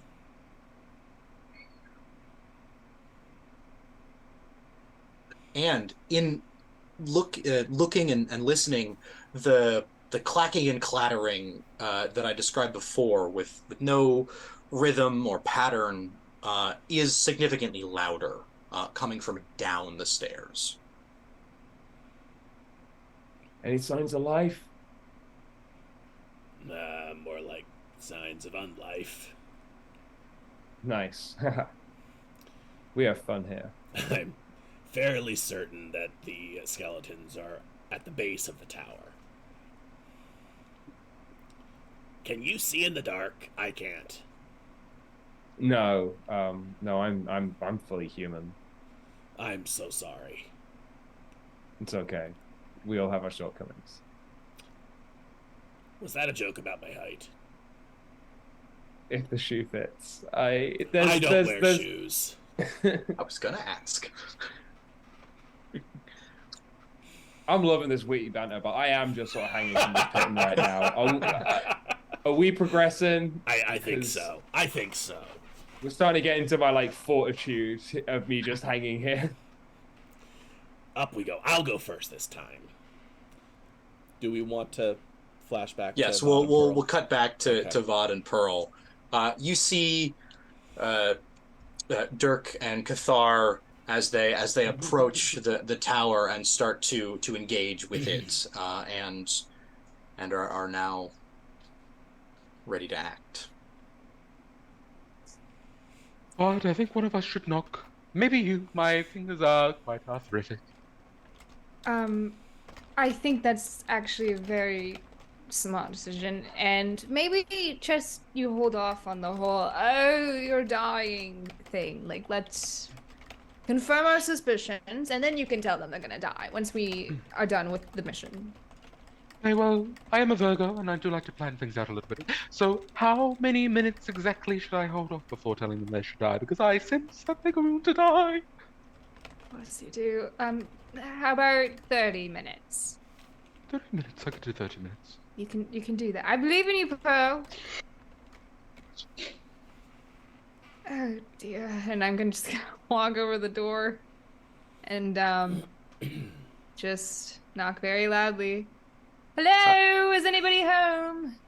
You walk up to the front aperture, which is this like double portcullis. The first one being the grid style that you can kind of see through to a stone one. And you knock on the wood portcullis and call out, and it lurches and rises up, revealing the stone, smooth portcullis in front of you, one full slab, and it calling out, "Is anyone there?" A face, the height and width of this slab, this doorway, comes out of it and emerges from the material of the stone. On. Hello there, Dan. Hi. Is your master home? Aye, master's in. Could you tell him that Vidania Benihefra Alfebragelinia requests his presence at once? Guests, certainly. That, Thank you.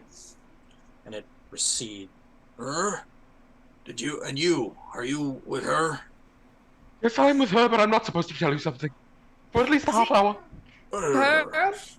The face fades away. Oh, heavens. 30 minutes. That's all I've asked. You can do this, Pearl. I think it's 28 now. I will literally give you a gold apiece if you can just hold off for 30 minutes. I don't like gold. I like silver. Silver? Alright, we'll give you silver then. Okay, deal. The clattering that you hear slows and fades and stops. And a minute or two goes by, and the face pushes forwards from the door again. Master says, and the voice changes.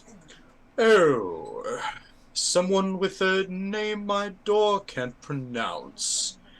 Certainly, send them in. Oh, Master will see ya. Okay, thank you. The face fades back into the door. And the second stone portcullis raises up. And you can see into the base level of this tower now. And looking in, you can see that there are... The first thing you notice is that there are rows of skeletons making a hallway down the center of it. Probably 5 rows of 4 skeletons apiece, and 5 rows of 4 skeletons on this side also. And scattered around are loose bones, discarded weapons, a shield here and there scattered throughout. And on the left, the skeletons are all wearing tabards, like yellow, knee-length kind of box shirts. And on the right, they are all wearing maroon tabards. And they are standing there orderly and peaceful. I immediately take out my notebook. I just start jotting, annotating all of the things that I am discovering. The door talks. Some sort of enchantment. Must ask for the spell later. Come along, Poe. But Fudge, I've got something to say. You know how you said that I was... minutes. Yes, but 29. You said I can't tell anyone if they die. These ones already said. Well, yes, you can tell them they're dead. That is fine. That is a loophole I'm willing to give you. You're dead than dead. You're dead. God. I'm not even listening to her. I'm just fascinated by this place that we're in. I'm just not really investigating for anything. I'm just like looking at cool shit and like, wow, like definitely, taking notes and stuff, and like maybe wave my hand in front of a skeleton to see it reacts, and if it doesn't, make a note of it.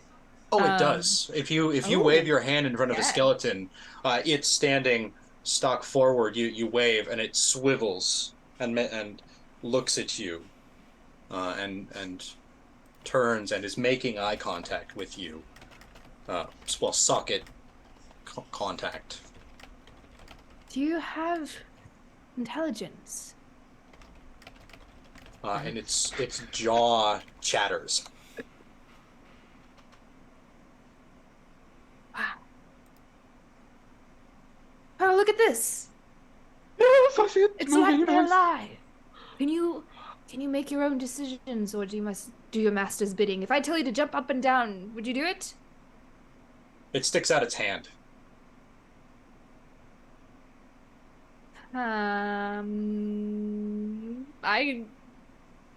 I just hmm Pearl, it wants something. Oh, it's sticking out its hand. Give it your sticking out its- hand. Oh, Give give it it a your mushroom. hand. Give it a mushroom. Do you put a mushroom in its outstretched hand? Put a mushroom in its outstretched hand. All right. It pulls its hand back, holds the mushroom up in front of its face, puts the mushroom in its open jaw, chatters its jaw, and the mushroom falls out the bottom of it and it bounces off its ribs and falls onto the ground. I pick And it up again. sticks its hand back out. I think it wants Pearl. some bones. It wants your Give it a bone, bones. Pearl. Give your bones, Pearl. Don't be rude. Give it a bone. Give it a bone. Give it a bone. Ah, I have it, a leech. You hand it a leech. A leech. It holds it up in front of its face again, crushes it, throws it on the ground, sticks its hand back out again. I think it wants companionship. But Give it's all it you. companionship. Oh, hello, I'm Pearl. I put my hand in its hand. I put my hand in its hand. Yeah, as you go to put your hand in, it slaps your hands away and holds its hand back out again. It wants you. It wants you. I don't believe that's the case. I pull out what's the smallest currency? A copper. Copper. I give it a copper. It closes its fist around it, drops it back down to its side, and it starts jumping up and down. Oh, wonderful! I make a note of that. Okay. I think our Can I- theory was correct. Could I give it a go before we lock that in that actually happened? Sure. Okay. A silver piece. Silver piece. Silver goes good with your what would have been your eyes. Could you predict the future for me, please? It has stopped jumping, and at you holding out the silver piece, it sticks its hand out. But as soon as you say, "Could you predict the future for me, please?" it closes its fist and pulls its hand back and shakes its head. What about? Tell me about the past. Tell me about the past. How did you die? Tell me about the past. Shakes its head again. Oh, can you not talk? Talk. It shakes its head again. It chatters its jaw. Will you come into our service and we are your new masters? It pauses for a moment, then sticks out its hand. Pearl, give it the coin. Silver piece. Silver piece. Little seven. You put the silver piece in its hand.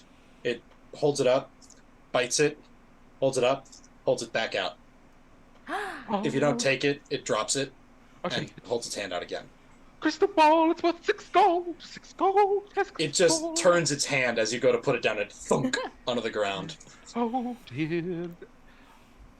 I give it a gold coin. Takes the gold coin, bites it, holds up its other hand, goes this, and starts standing there. 15 years. It wants to be in our service for 15 years. Oh, is that right? 15 years. Okay, no, I thought that would be too easy. It's okay. I'll give it Okay. 15 gold. Great. You hand it 15 gold, and Yeah. and it nods and steps forwards attentively. Amazing. Okay. I'm your new master. Welcome. Oh, I'm a little bit nervous. Okay. Uh, Master. as you're saying that, it does this.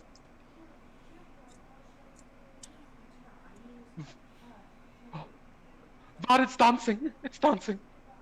Our dancing skeleton. We got into our services. How wonderful. It would be great for my act that I never do. It's ridiculous. Okay, well, come along. I suppose I should name you Stephen. Oh, no, no, no, that makes Stephen jealous. Stephen needs a little bit of a fire. What about Stephen backwards? It's like Nevettes. What about Nevettes? All right, Navets, follow us.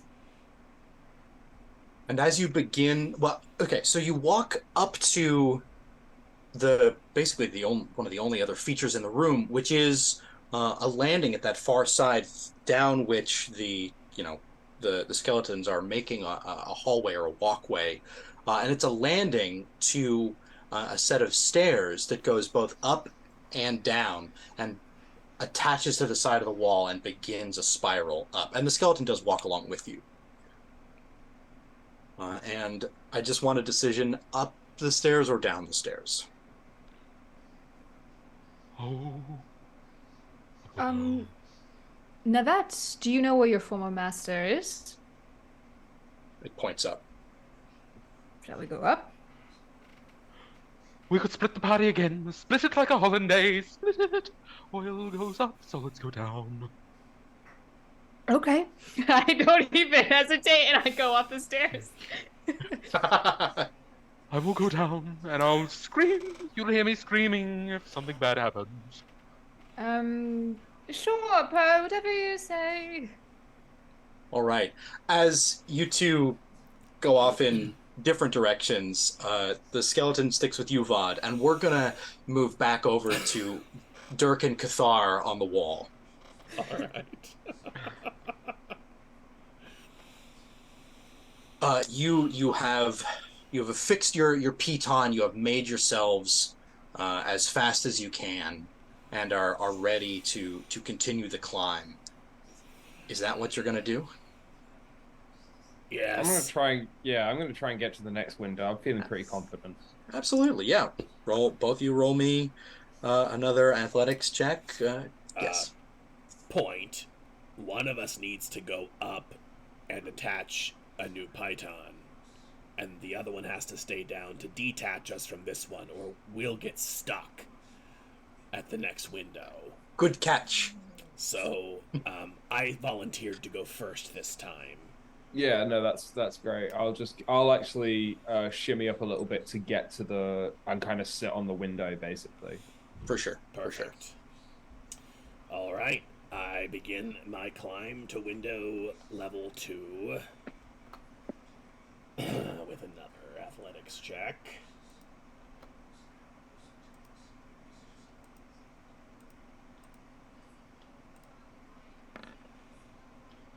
I'll take it. Yeah. Much the same as before. The rain doesn't really seem to be bothering you. The slickness of it is fine. You climb your way up another 20 feet and get yourself at the 40-foot window using similar strategies. You do find that it is slightly more difficult, as though the gaps in the stone are just a little bit smaller, slightly harder to get a grip on. But you get up to that 40-foot window. Is there any platform or like floor level here? No, the stairway looking in the window continues both upwards and downwards, as stairways are wont to do.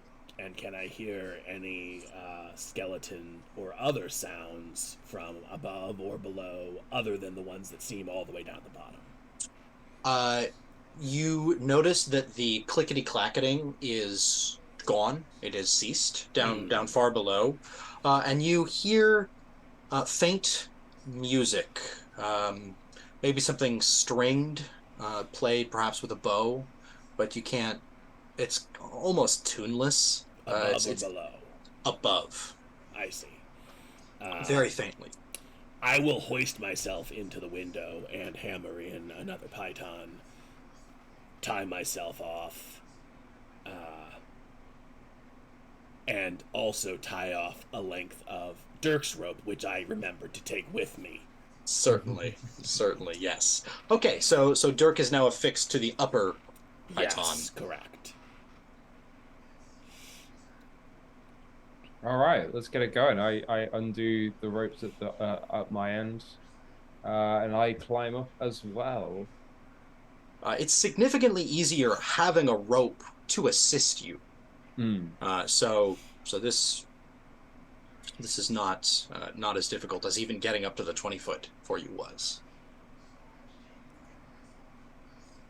I will still use that bardic inspiration though, Roll because a I have d6. I have one more thing up my sleeve if everything goes wrong. But that's a real Hail Mary. That takes me up Yes, to a 19. that's enough to do it. Yeah, with the rope assisting you, you can kind of just stand up against it and kind of walk and pull yourself up fairly casually with that. And you think to yourself about halfway when you're about to slip, Vod's voice goes through your head. Remember, Dirk, don't die. And you go, oh, right. And then you steady your footing again and continue the rest of the way up and As I'm rejoin pulling Cathar. as I'm pulling myself up and that moment happens, I just think to myself, she must never know that that helped.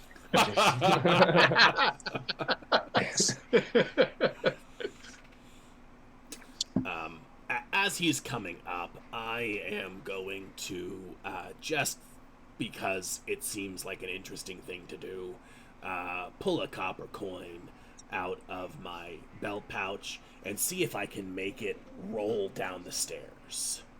Yeah. Make a ranged Sleight, attack roll. sleight of Oh hand. yeah, take sleight of hand for sure. For sure.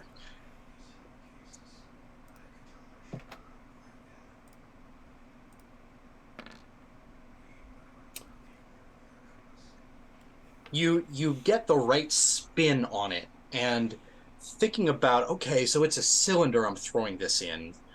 You throw it and make sure that it's like aligning with the wall as it goes down and spinning forwards, and you hear it ping, ping, ping, ping as it bounces down the stairs. Uh, at which point, we're gonna briefly cut over to Vod. That's fair. That's fair. Vod, Really quick too, yes. would you say I sacrificed Pearl a little bit in order to gain information and for my goal You by sending tried. her You to took the an unknown? honest try in like convincing her to put her hand in the skeleton, or are you talking about go down the Sending stairs? her to the unknown by herself.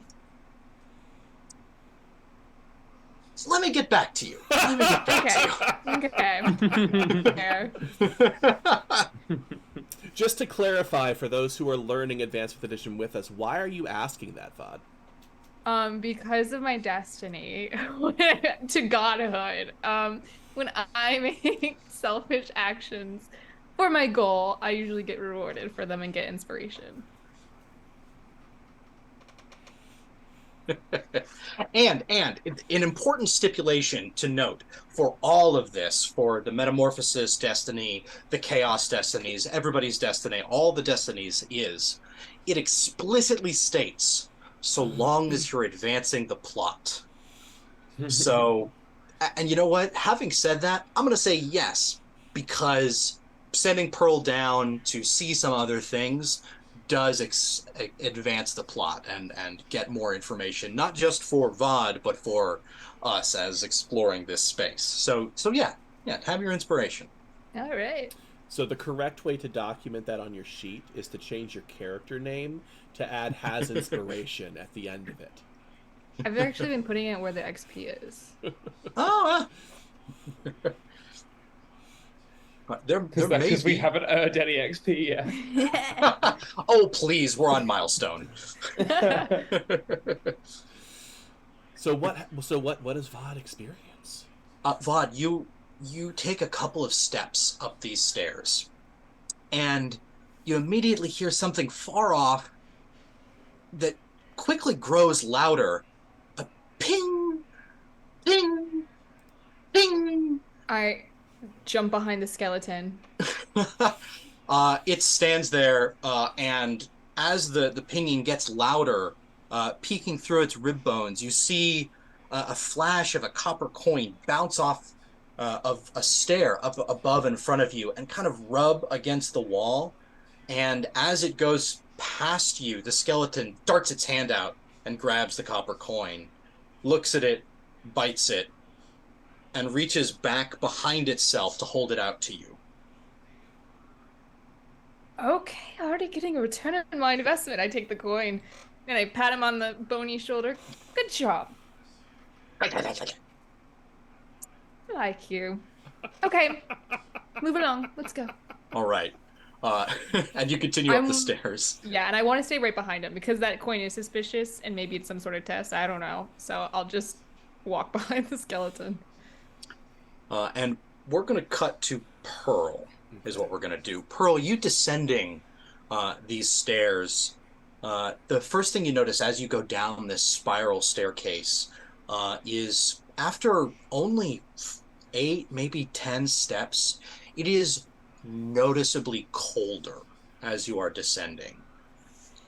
And as you continue further down, the light starts to be less available, less present.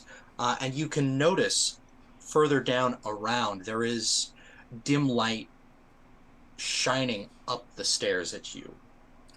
And make a perception check for me, please. I feel like I was building it up as I was going down. Oh, but I don't know why you've seen me down here. I'm so scared, so scared. Here is 16. Cool. As you're walking down the stairs, you feel something catch on your ankle very briefly, but it's gone in a moment, and you don't perceive anything further beyond that. Could I just keep walking down? Yeah, absolutely.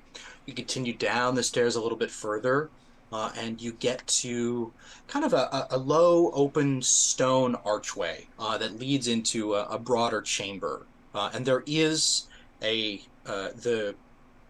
capstone of the archway is glowing with a faint silver light.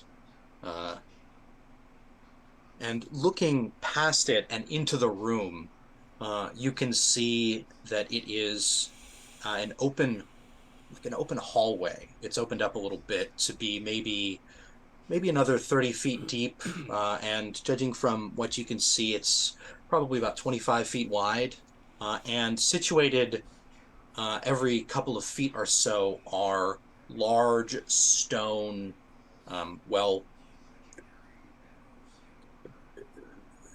crypts. They are clearly burial, like, cubes, rectangles. And from where you are, you can tell that there's like maybe some carving on it, but you can't see without getting closer. Yeah, much more than that. I feel like, because Pearl's posture's all over the place. She's doing this, her voice is so strange. But as soon as she realizes, okay, she's properly alone, her posture is going to straighten out. I don't know why they send me down to these places. Christ. And she's like, right, I better get a closer look. And she's going to walk into this room. Just kind of peering around first, and she's like, whatever. And she'll walk up to one of them and check out this script. Yeah, you give it a further examination, and roll me an investigation check. Ooh, I'm very bad at those. You sounded so excited. Woo! Uh-oh. 17. Oh yeah, you can tell. Looking at this one, it's about humanoid shape, maybe 8 feet at the length and 3 feet at the width, and probably about 4 feet tall. You notice that there are carvings in common that you can read that are honorifics to the dead. But the thing that you notice is that the lid of it is a little bit offset. It's crooked, just a little off a square.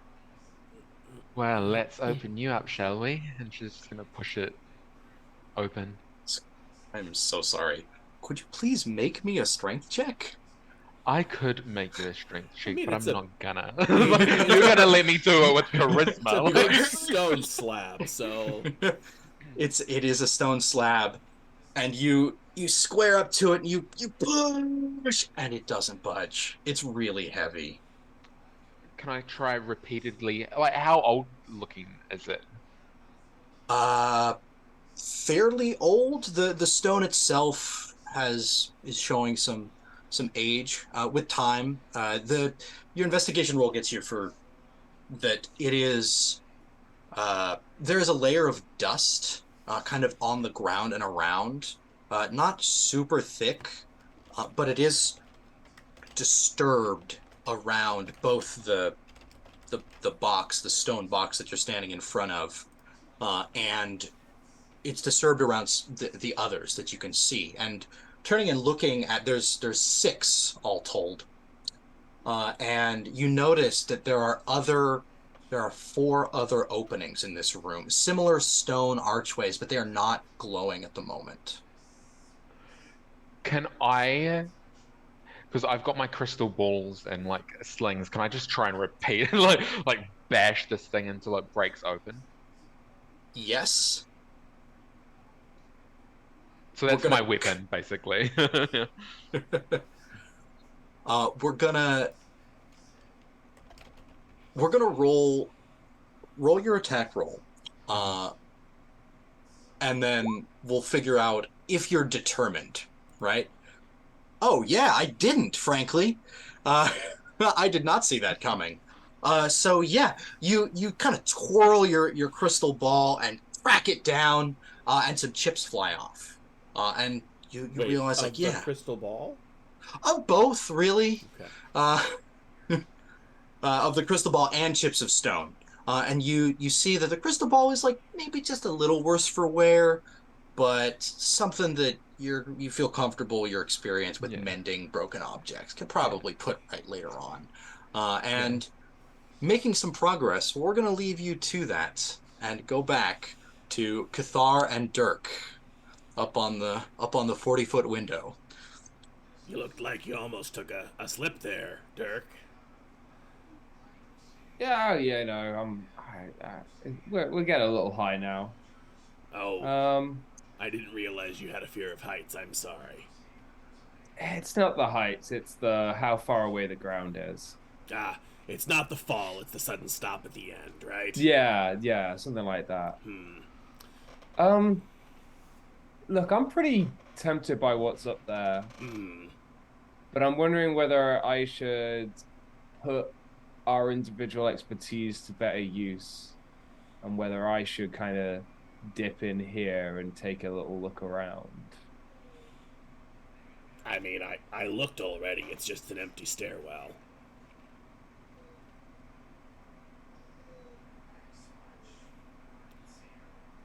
I'm feeling more confident taking the stairs from here. Hmm. If if I'm pretty sure nothing's in there, can I hear anybody coming as I take my own listen just for my own sake? Yeah, roll a perception check to listen down at the stairs. Oh.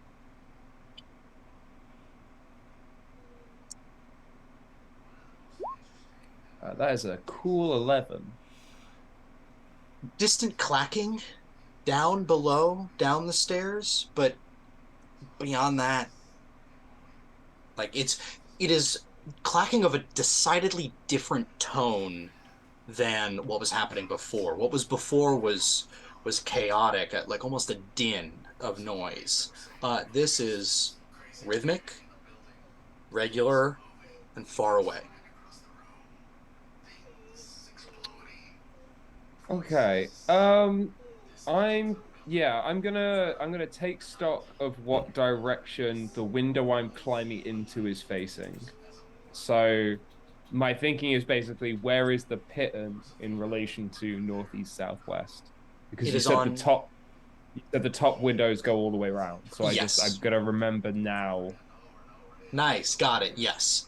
It is to the east, kind of facing town, facing the direction that you came from on this pathway. Okay. Yeah. So Katara, it's up to you. But I think maybe if you want to kind of race up to the top, but if you could take my rope just to be safe, Um, yeah, sure, I could do that. I think having a rope hanging out the building might not be the worst idea. That's all I'm saying. I mean, to be fair, I'm a proficient climber, but if you're walking up the stairs, you're going to win that race. I'm not placing bets. No, I'm not.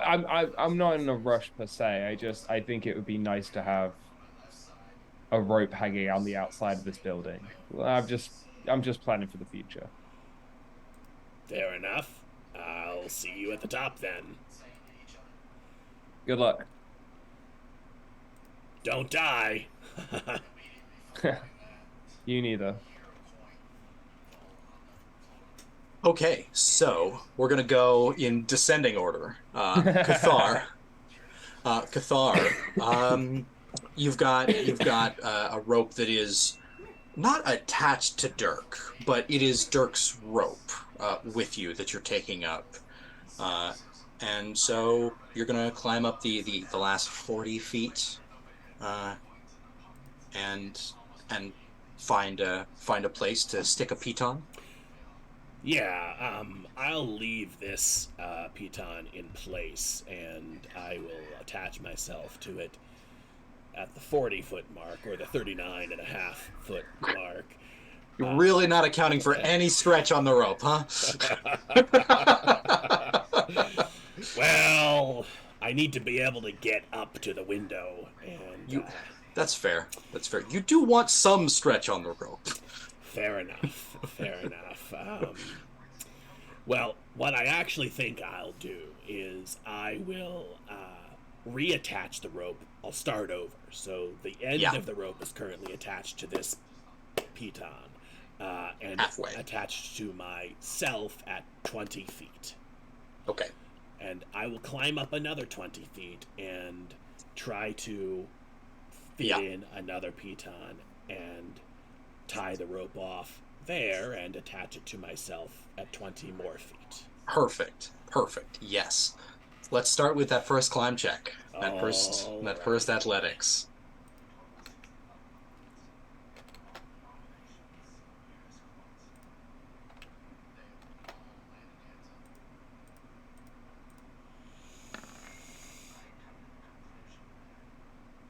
With a 16, I have you are. inspiration.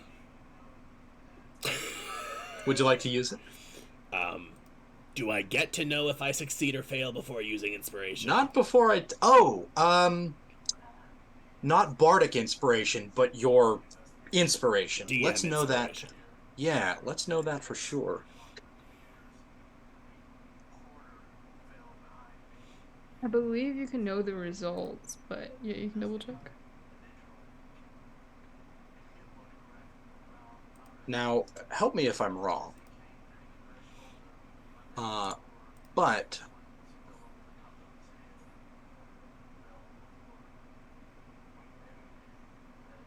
perfect. You.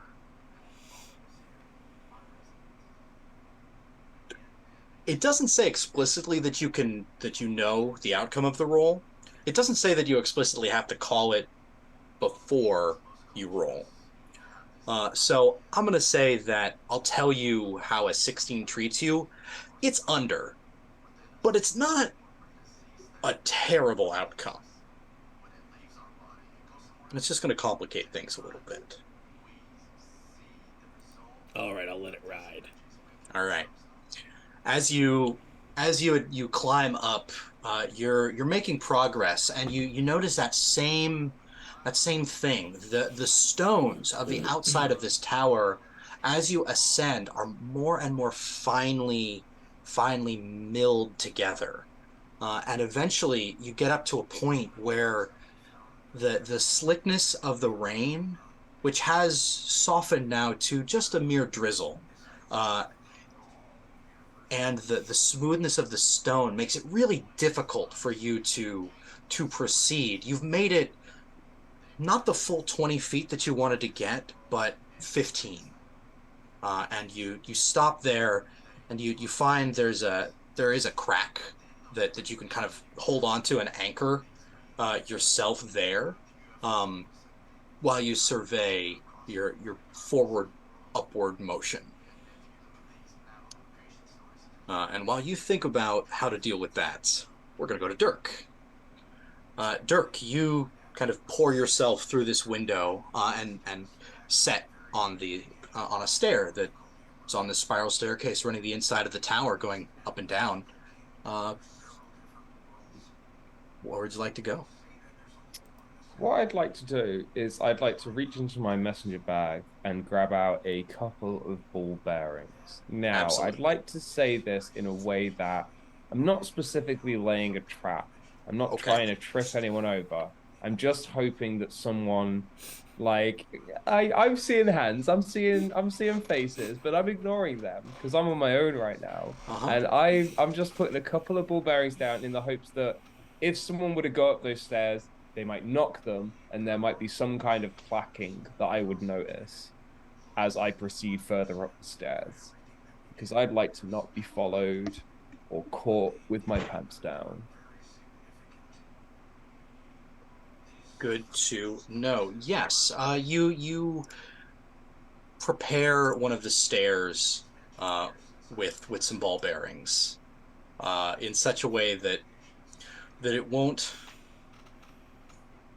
I feel that like it I need a kind of might. like, yeah, I guess, I don't know. Am I being dumb? I felt everyone made a weird face at me, but I'm like, I think that that's a I normal love this thing to plan. This is do. a great I plan. don't No, think. you No, are it's making so a perfectly character. logical Yeah. decision, knowing what Yeah. your character knows. Yeah, I Okay. back you entirely. Yeah. You prepare the stair with not an active booby trap, like something that is Yeah. going to cause harm, but something that is going to be disturbed and Yeah. disrupted Yeah. by some kind of As presence. un-Rue Goldbergy as possible. Okay.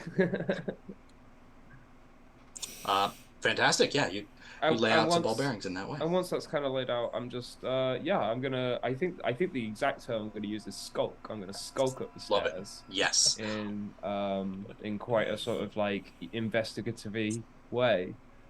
Yeah. Keeping an eye out for bad vibes, things being off, general nefarious no-gooders. Absolutely. Yeah. You're going to be moving kind of slow and careful, right? Yeah. Perfect.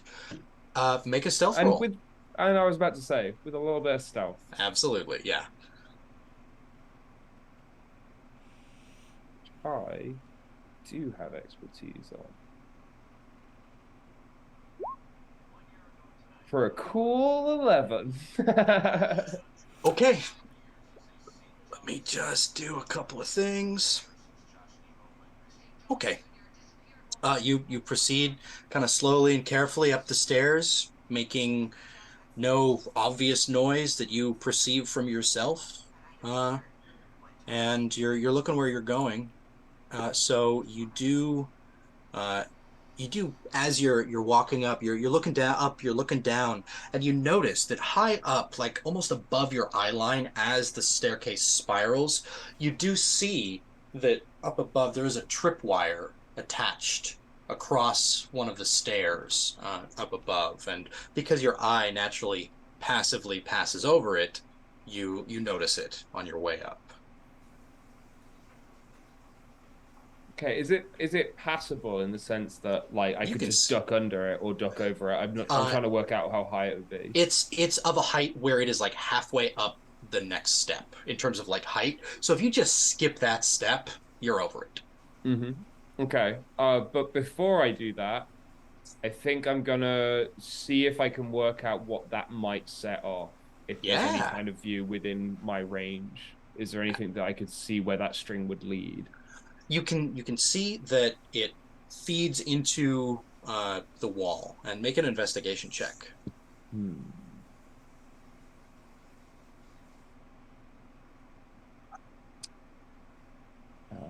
Ooh, Very nice. yeah, So that's a 20 all in. So in examining it, you see it and you can tell that one side of the wall is attached just to the wall. The other side feeds into a small hole in the wall that you're able to kind of, without dropping a hair on it, align and look down the hole. And you can see that it is attached to some kind of like a lever arm that it's holding tension on. Okay. The thing is, I don't have any reason to cut this. I don't have any reason to disarm this. There's no one else coming up the stairs. I'm not clearing a path. I'm just going on a walk. Yeah, So I'm just gonna skip the step yeah, and I'm gonna keep on going. I think quite I'm gonna easily make a done. note of it. But yeah, and then I just continue.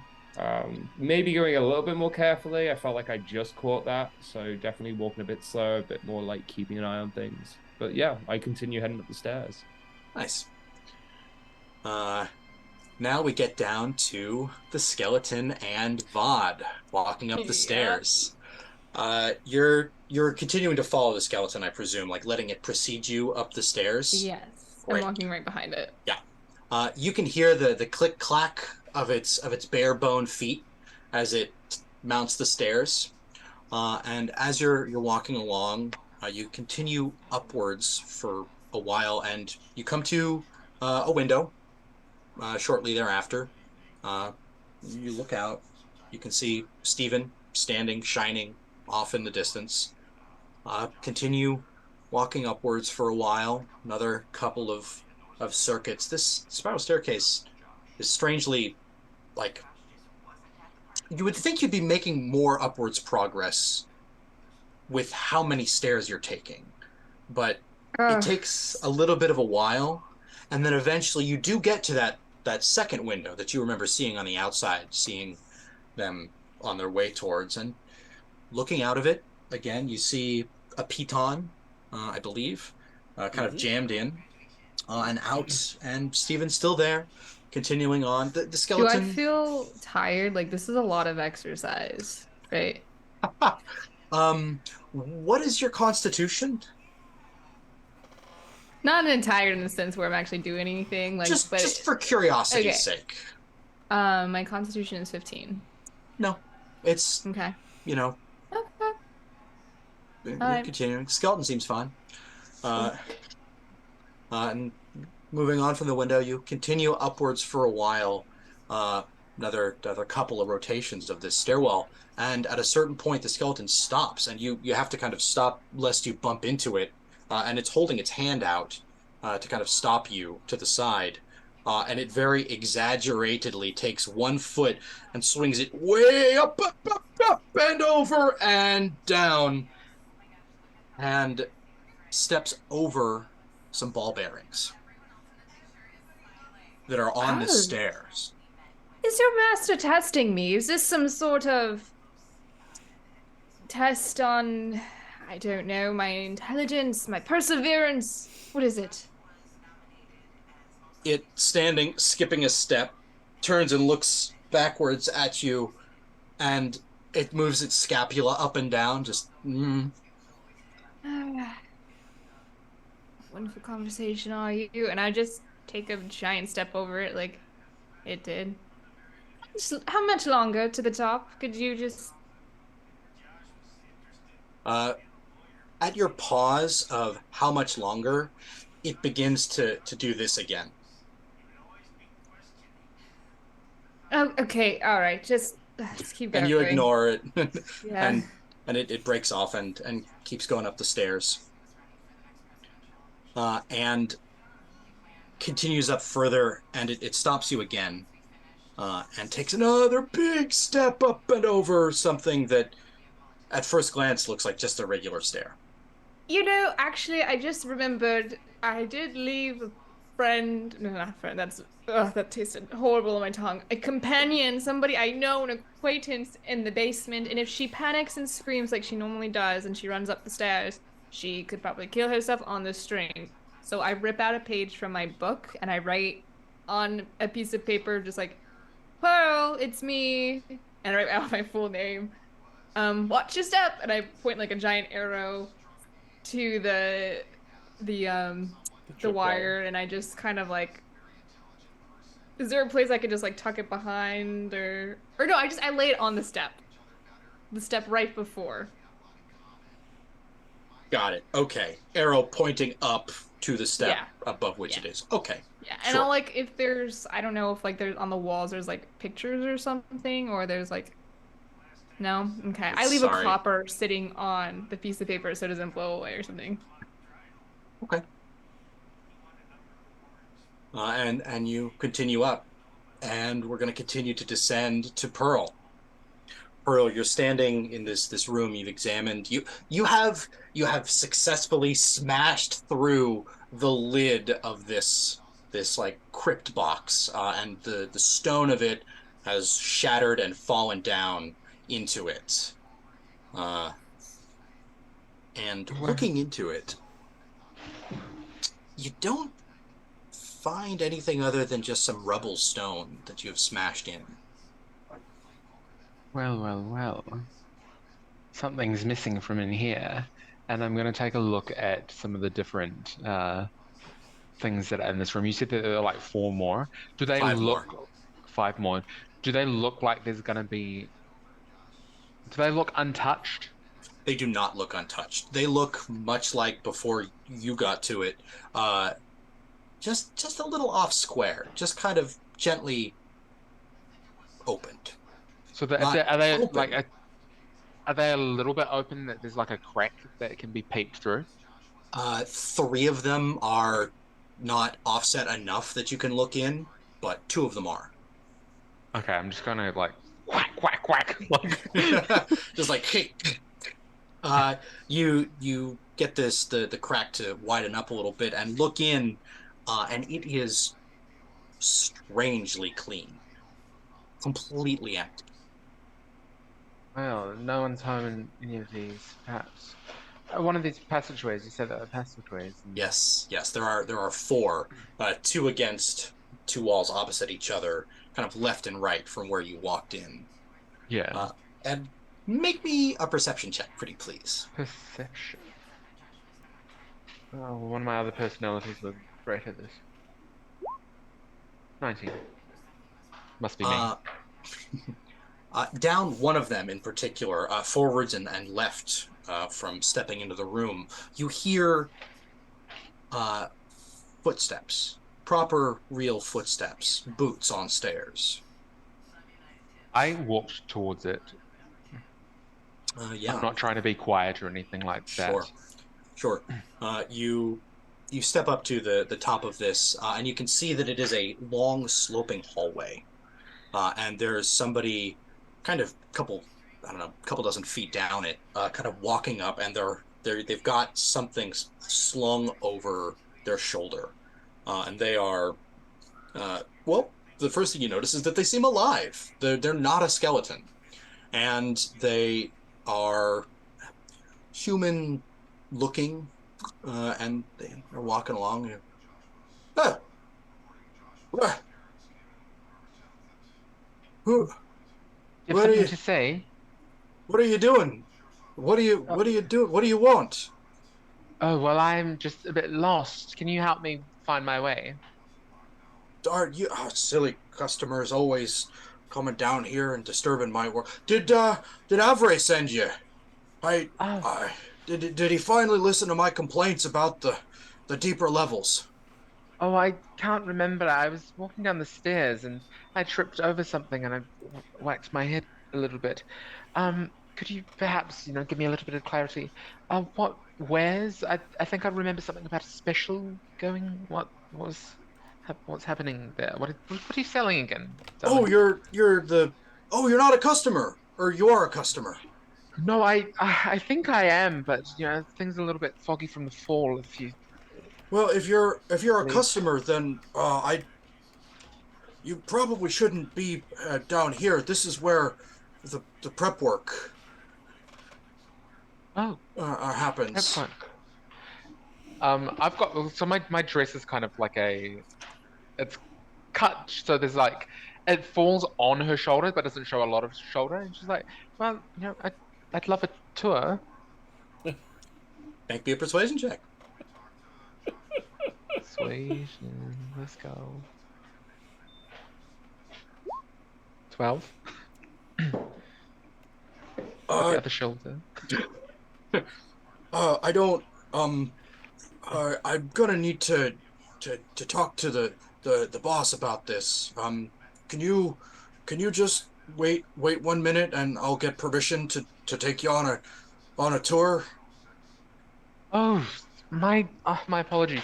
I'm actually here to see the boss, so I don't mind coming with you, and we could chat. I could chat to myself. Oh, And if you're on your way, up, then let's go the other way. Here, and he kind of steps out and uh up into this main chamber that you've been investigating with the six, and he sees the one smashed in one, and the one that is like pushed open. What? And now these have been empty for a real long time. I know you didn't find anything in there. And he like slumps to the bundle that he has slung over his shoulder, and it falls, and you can tell that it's wrapped in cloth, but it is very clearly a human body. so, what's in there? That's a little interesting. I'm just gonna move the cloth a little bit. Oh, it's well, it's for the turning into skeleton. So, what do you mean to insert skeleton? Are you in some sort of mummification business? What's going on? You're uh, I don't talk to customers. I'll let the boss explain. Uh, and he kind of, what's your name, by the way? Just tell him that Summer is down here waiting for him. Oh no, I can't leave you here. No, no, Uh, you can, and you will. You will. I've actually got a couple of ah, and she's gonna fall over again. Oh, my ankle! That fall was honestly disastrous. here, Oh, let me take a look at that. You're hurt. And do you present your ankle for him to examine medically if he wishes to? yeah, I will hold it out so like, and so that he has to have a little bit of a distance from me. And if he goes to examine the sore foot, I'm gonna whack him on the head with a crystal ball. Yeah. He is totally not expecting it. Roll your attack with advantage as he like leans down. Uh, Oh, wow. um, It hits right. It hits. Yeah, fair enough. the 12 does hit him. Uh, and you whack him in the back of the head, and he goes woozy, and falls down.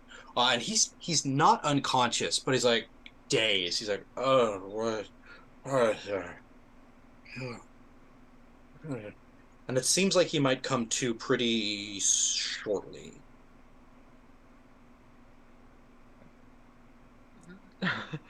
I, I didn't want to do this, but you left me no choice. I really just want to. I'm picking up my crystal ball again, and I just want to smash him on the head. Yeah. Roll it If again with that's advantage. Absolutely. Absolutely. oh my god. That's okay. That's okay. An 11 does it. You crack him one more good one on the noggin, and he goes out like a light. He's unconscious. Slowly breathing. He's not actively dying. He's just he went sleep time. Oh no! And would this echo if I start screaming? Oh no, Vard! I think Yes. someone's died! Oh! Yes. Roll me a performance check just to see how your lungs are doing at the moment. Let's go. Oh yeah. Oh yeah. It echoes around the room that you're in, and it echoes up and up the stairs and around. And Vod and Dirk, could I have perception checks, please?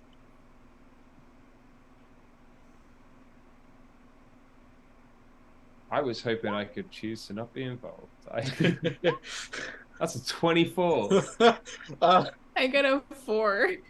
Vod, you are following this skeleton, and the clicky clacking of the steps it's taking lulls you into this kind of hypnotized state where you're just the only thing you're perceiving is the click clack of going up the stairs.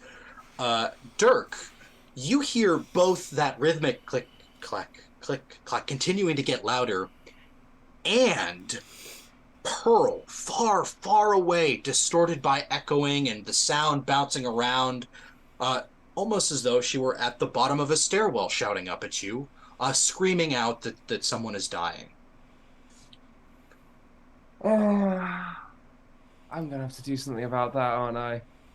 And I look up the stairwell. So just for my own visuals, is this like a stair? So you said the tower isn't that like wide, right? Yeah.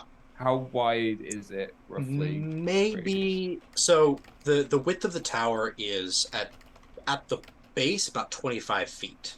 Mm-hmm. And as it has gone up, it has gently sloped. And so the stairs you're walking up take up about what seem to be half of the width of it, Mm. and are about 7.5 feet. So the tower at this point has tapered down to 15 feet.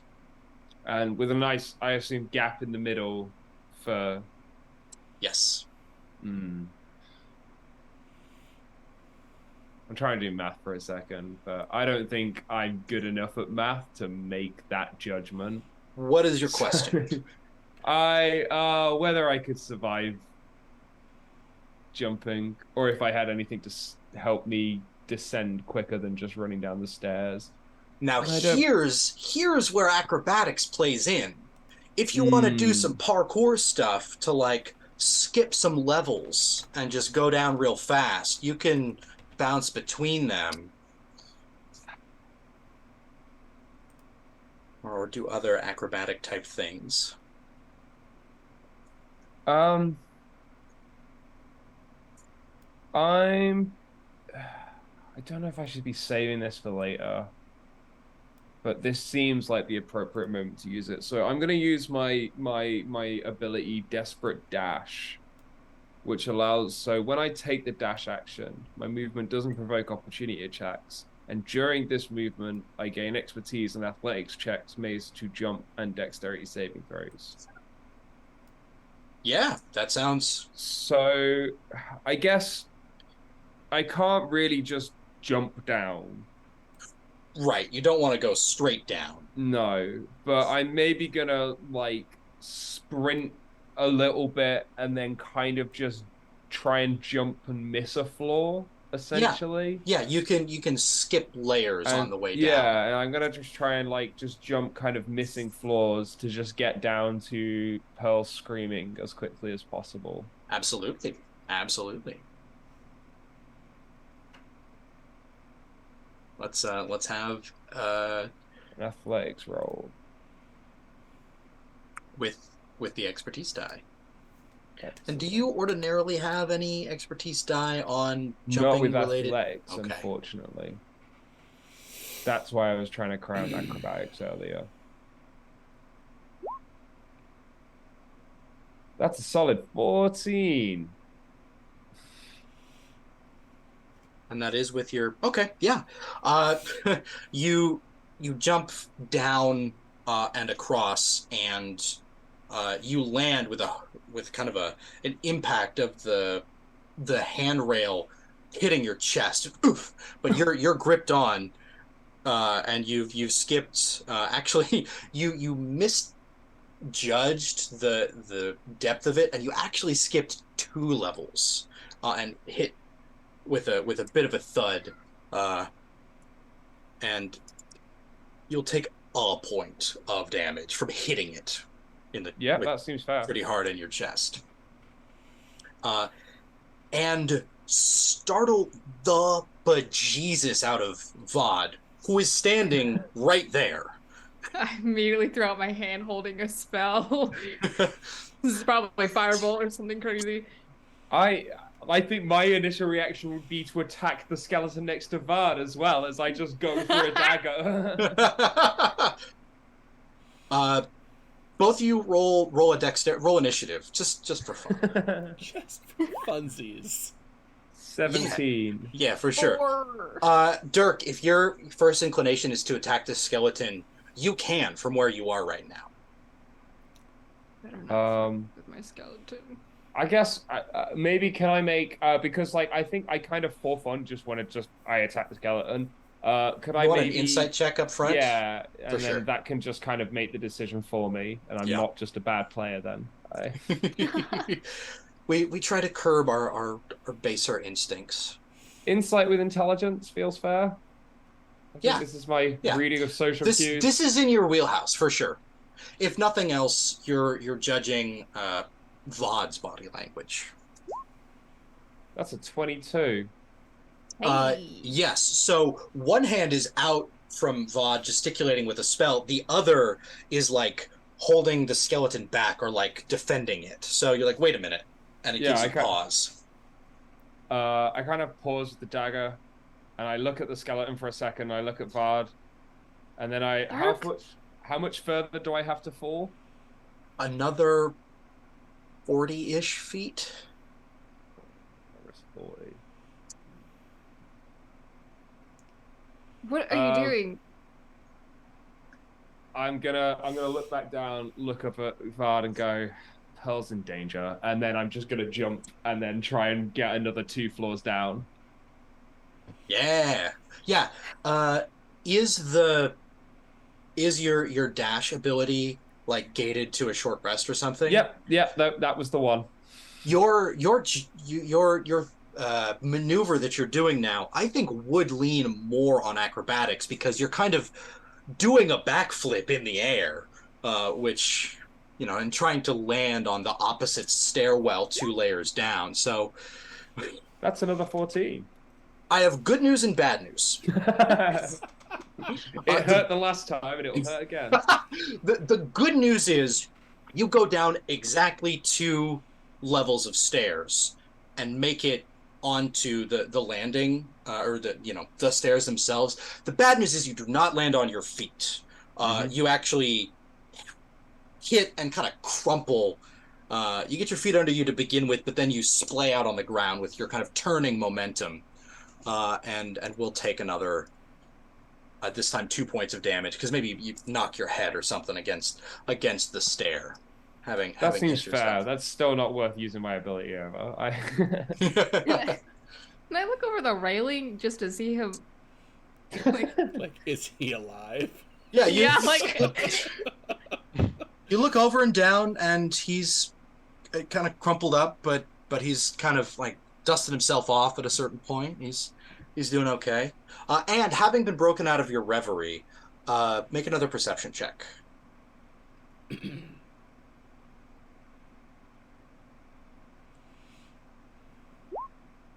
20. Pearl is for sure screaming down there. Well, Dirk's going after her. I'm sure. Hey, Dirk, darling, look at me.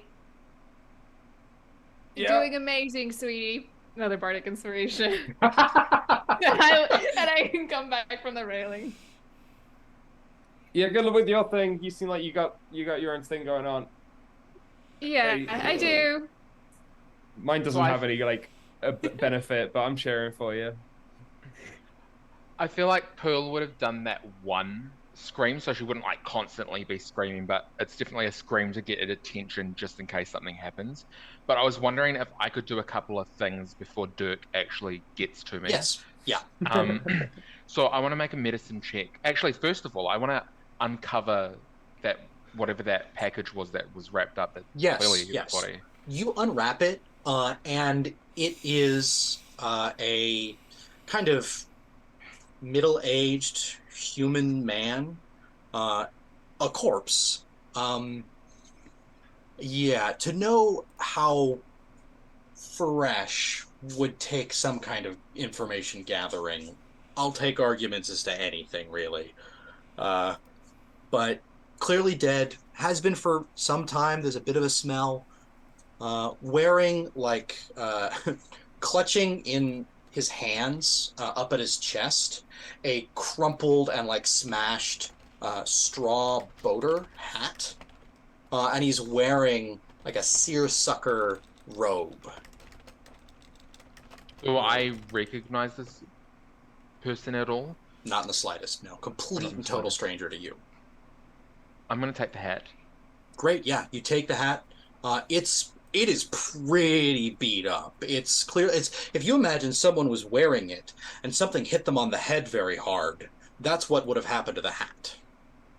Gotcha, gotcha. Yeah, I'll take it. I'm gonna mend it later anyway. Yeah, for sure. Um, have it on my person, but I'm gonna kind of just roll it back up in its blanket.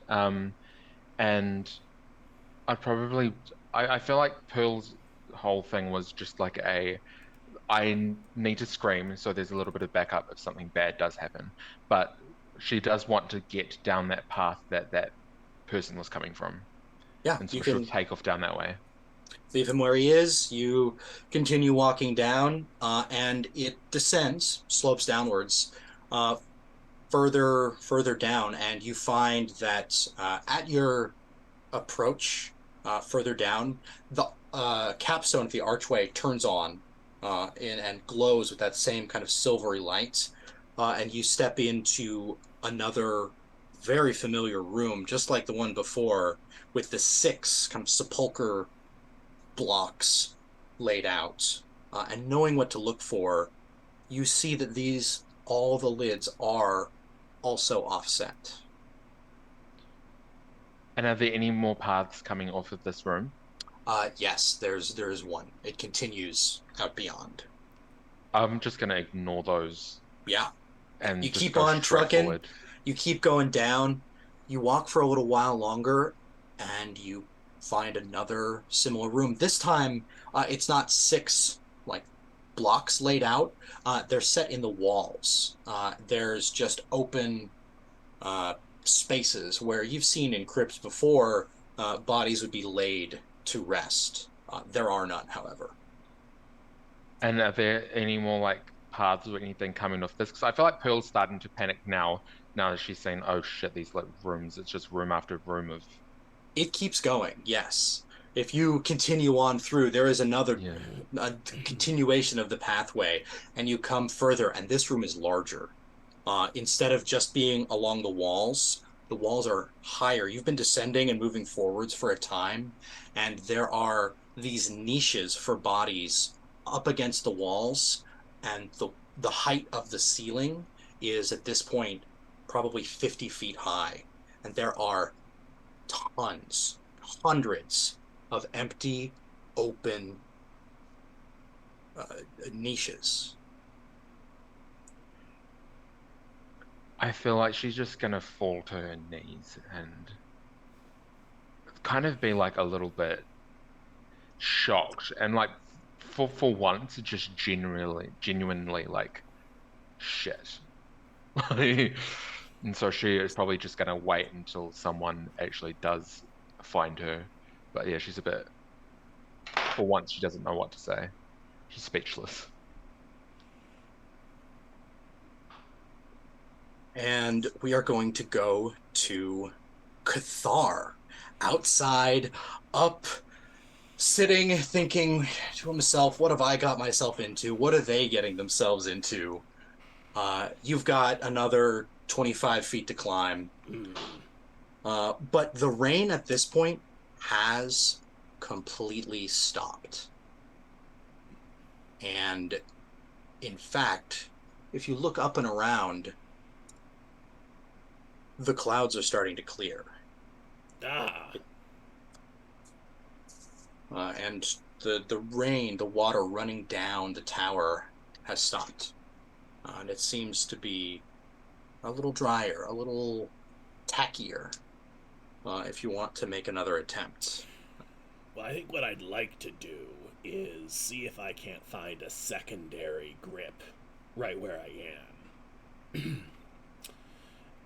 Do I need to do a search check for that, or is it fairly Uh, easy? it's fairly easy. There is one casting about. It's you kind of see it as it starts to curve. The wall starts to curve. It's just barely within your reach, but you can get two good solid grip points. All right, so what I'll do holding on to the current grip point is I will jam a python into the second one and hammer that in good and strong. And then I will grab onto the python and hammer another python into the first one. Yeah, got it. Yeah, you from one handhold you python what the second handhold, move over to that python and python that. Right. And Got it. then I will tie a section of Dirk's rope between the two of them and then climb up and stand on it to see if I can't find a place where I can start climbing from. Yeah, yeah. The this new vantage point, it lets you kind of with your stickiness almost lean out and then lean back up against the wall to kind of vary the way you're looking at it, and you do find uh, a line that you think you can climb, and you'll get an expertise die on an athletics check to climb. Excellent. Then I will give it a shot.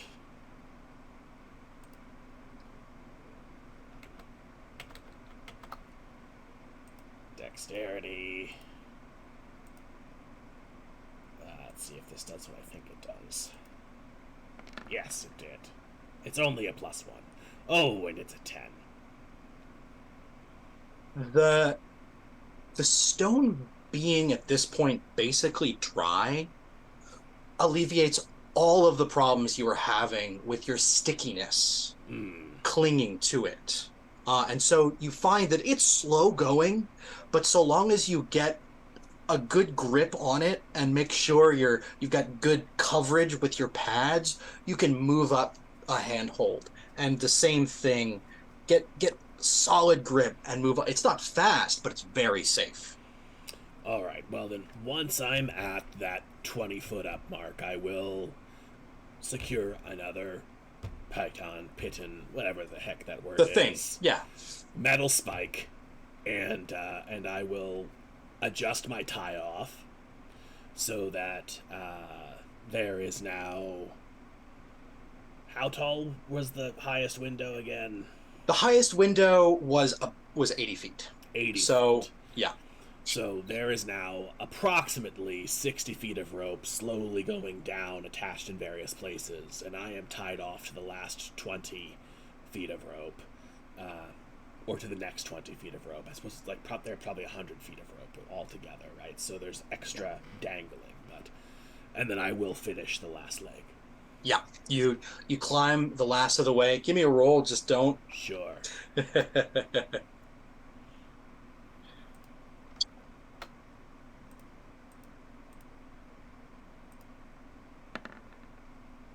A nat 20. Yeah.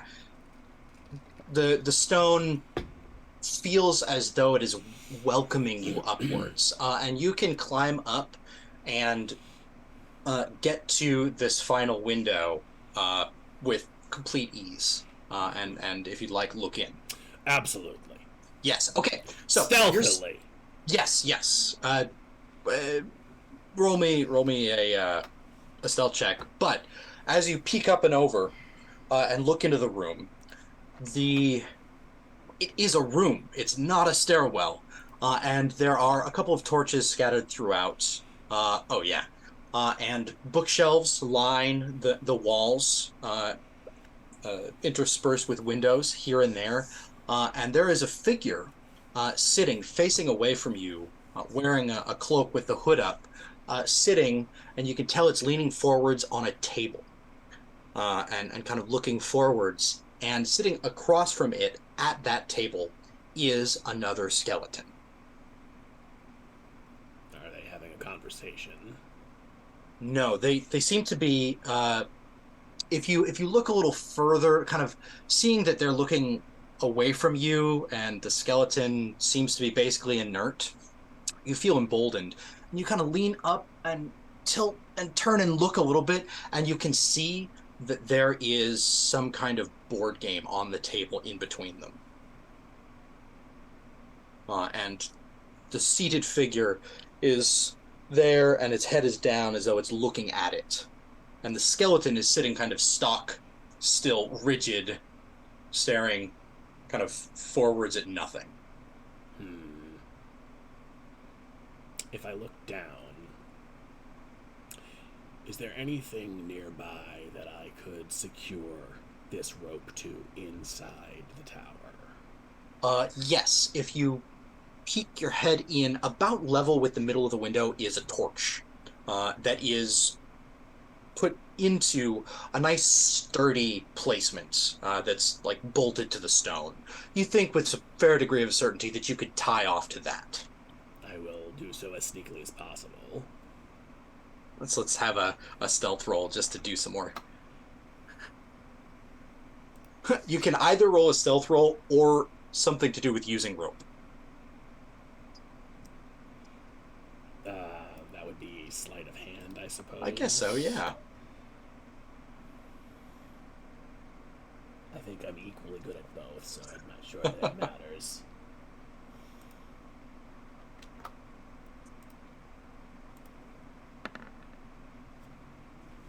Yeah, yeah.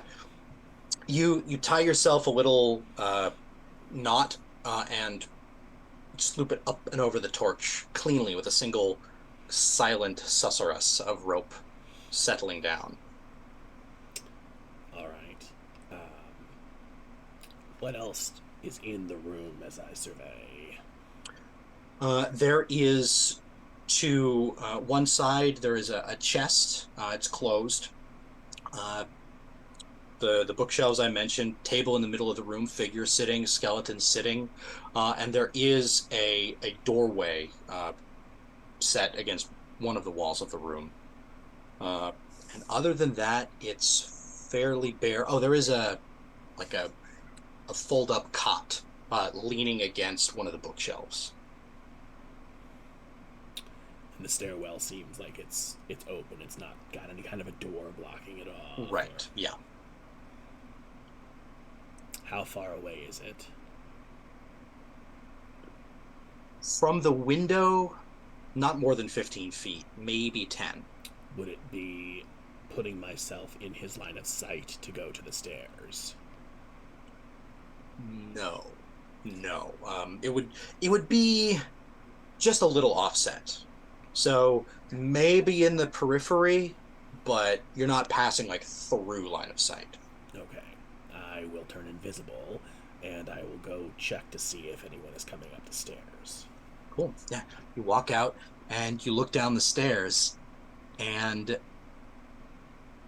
at this point you hear coming around corner some clicky clacking rhythmic motion sounds, and you see round the spiral first a skeleton walking up the stairs, followed closely by Vaude.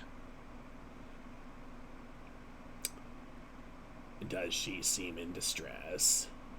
No, she seems Vaude, you tell me, but I think you're probably pretty jazzed with this idea that I'm just probably making small talk. I know the skeleton can't speak back, but I've been really bored walking up the stairs. Not just seeing Dirk. I'm like just telling the skeleton my life story about like, you wouldn't believe the terrible luck I've had since I've entered this puddle town. You know, I ran into the Cathar and he tried to frame me for a crime, and I've just been like talking small talk with him the whole time. So no, Vaude's voice seems kind of like it's a good vent sesh. Does the Much needed. person at the table seem to have taken notice of her conversation? Looking back at them, you can't they haven't moved, I'll say. But you don't know that they haven't noticed it. All right. Well, she seems fine, I suppose. So I'd like to examine this game that he's studying. What sort of game is it? It is a game that you are, pardon me, familiar with, played with on a checkerboard pattern with two different colors of stones, slightly different shapes. You don't I don't think you know how to play, but you've seen it around. It's in your kind of you've interacted with it before. And with a history check, you could know the name, I'm not but yeah. particularly bothered. Does he seem to be winning? Well, see, okay, so you've seen the starting position of this board. It looks as though only one move has been made, and it is by this figure in the cloak. And it appears to you to be the skeleton's turn. Is the skeleton moving at all yet? Not in the slightest.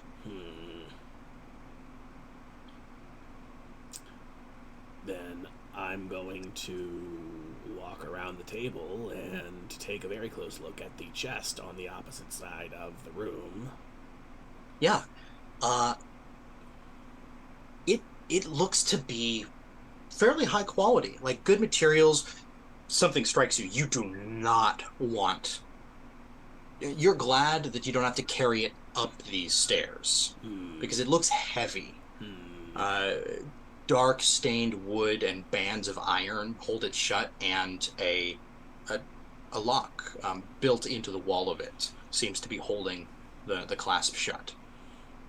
I will wait until Vod has entirely arrived and then begin to examine it to see if I might be able to find a safe way to open it and see what's inside without being noticed. Vod, you following this skeleton up and up and up, finally see, instead of just approaching in this spiral, more steps, more stairs, an opening up above that you are finally approaching. Oh, thank the gods. All right. Let's. I'm tired and frustrated at this point. And I will knock on the door. It's just for full clarity, it's like an open archway. Yeah, sorry. I will knock just on knock like on the the door wall to frame announce, for sure. yeah, For sure. my presence. And the looking into the room, you see the figure sitting opposite the skeleton. Look up and look over, and oh, thank goodness! I haven't figured out how to make them play yet. Come here. What can I do for you? What do you want? The door spoke of you. Yes. I am Vidania Benyafre Alfe Yes, Bartolina. sure. Yes, Yeah, charmed, yeah, I'm sure.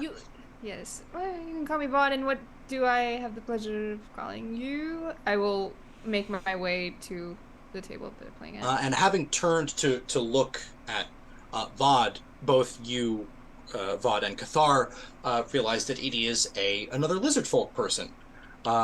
This one with poking out of the top of the hood that's up, just like a colorful frill that's laying flat right now in the center of its head. And it turns, and I am Avray, necromancer for hire. But you should know that. You've come to my tower. Yes, I have. I've heard tales of your services, and I wish to inquire more about your services. And I look down at the game they're playing. May I? Please, yes. Let us. Do you play? Of course, I play. Oh, excellent. This thick skull has been taking forever to take its turn. Shoo, and it stands up, kind of pushing the chair out, and steps to the side, and lets you sit down. I take a seat. Speaking of skulls, and I point to Nevitz. I have purchased that one, so I will be. Oh. That one's mine. Thank you.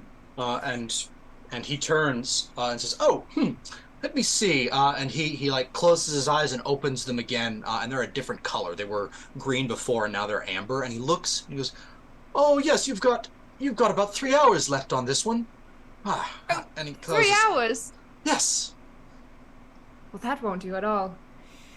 I look down at the the board and I look back up at him. How about a wager? Certainly, certainly. Some entertainment. If I win this game, I get that one indefinitely. What do I get if I win this game?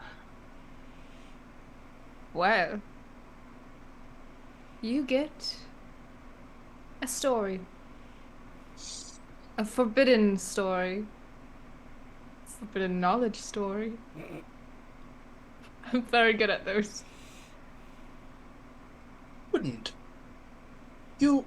I I don't recognize you. You're not from the nearby town. You're a Oh drifter, aren't you? heavens. No, I'm not from around here. Me neither. I'm merely Oh. using this tower. It's free real estate. Uh, have you spent time in the town? Unfortunately, yes. Quite dreary.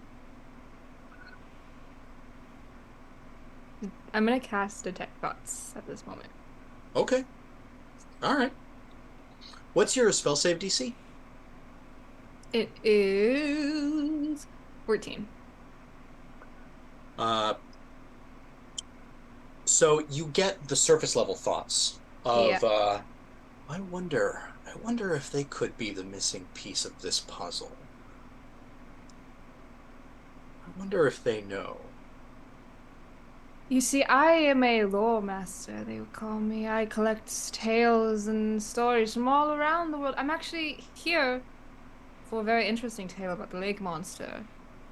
So I know quite a lot. I've lived a long life. I grew up in the How about smell. this? A story sounds interesting, but I I'm not well, I don't trade my skeletons and I don't wager them lightly anyway. Instead, if I win, you will cut me in on your research and you will help me answer some questions that I have about this little town. That seems fair enough. But a precondition. Of Under course. no circumstances, win, lose, or draw, are you to tell the mayor about my presence here. Can we agree on that? I will not tell the mayor of your presence. You. Good And I'll hold deal. out my hand to shake on it. And Where are he'll, you from, by the way? oh, and he'll rise and shake your hand. Uh, I hail from all over. I've set up shop in a couple of locations. This seemed like a nice, quiet little backwater, at least while the rain was falling, for me to get some good research done. What is has been his surface level thoughts through this? Uh, Perfect. A cat's paw to shake loose some information and maybe confirm my suspicions about the mayor. Oh, do I want to press?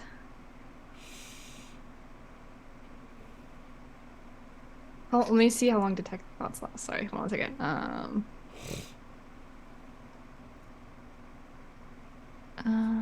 If you want to look that up and think about it, we're gonna cut to Dirk Yeah. on his travel downwards. Uh, Dirk, uh, you heard Pearl cry out and fall Hmm. silent for a time, and I'm gonna assume that you're proceeding down the stairs and that you've got a good mental map of like this is where the wire was. I skipped that for sure. This is where the ball bearings were. Skip that for sure. Don't trap myself. But you're kind of hurrying down the stairs. Is that more or less right? Oh yeah, no, I mean, I leapt several floors. Yeah. I'm gonna guess that I can kind of sprint down with the last bit. Yeah. So yeah, I'm just sort of sprinting down the rest of the stairs.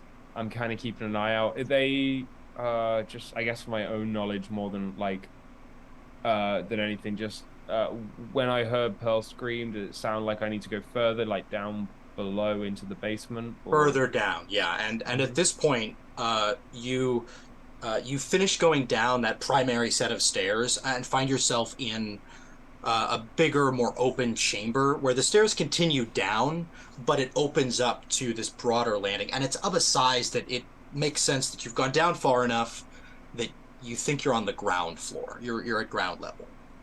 Okay. And at this point, the the click clack noise is back. It's extremely loud, and the two massed rows of skeletons wearing the two different colored tabards are not standing still in their line anymore. They are fighting each other. They are brawling with fists and knives and shields and just a scrum, a melee, bashing together in the middle of this room.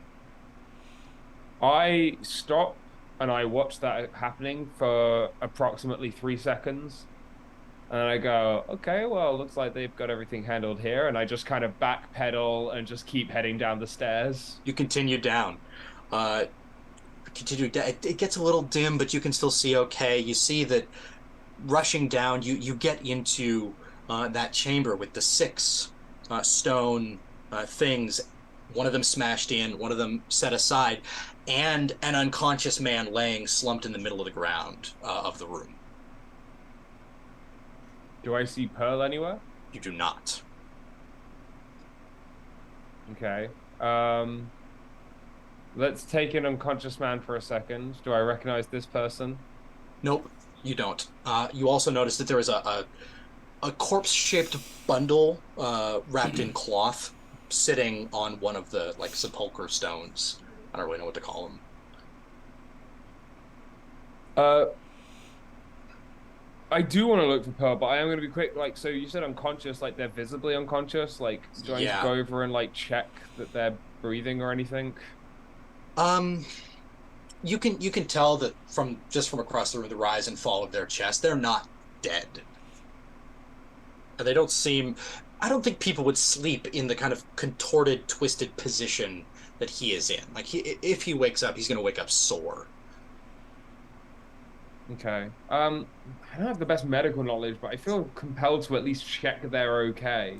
So I kind of run over to the unconscious body, and just kind of maybe give them a once over, just see if I can see any visible reason why they're unconscious.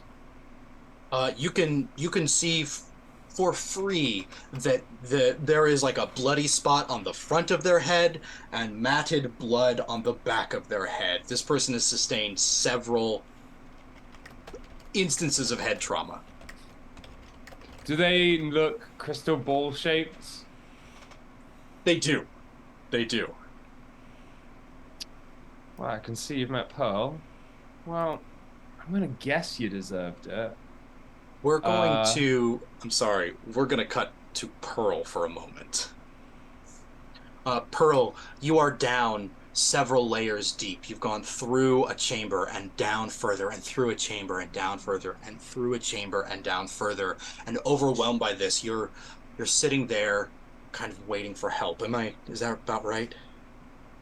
Yeah, like she's like panicking, so at the moment she's taking like a little bit of a breather, and you know her thought was like, hold on, maybe I'll stay put just a moment and see if anyone catches up. But if it takes too long, then she's gonna, I don't know what she's gonna do. She's gonna wander off.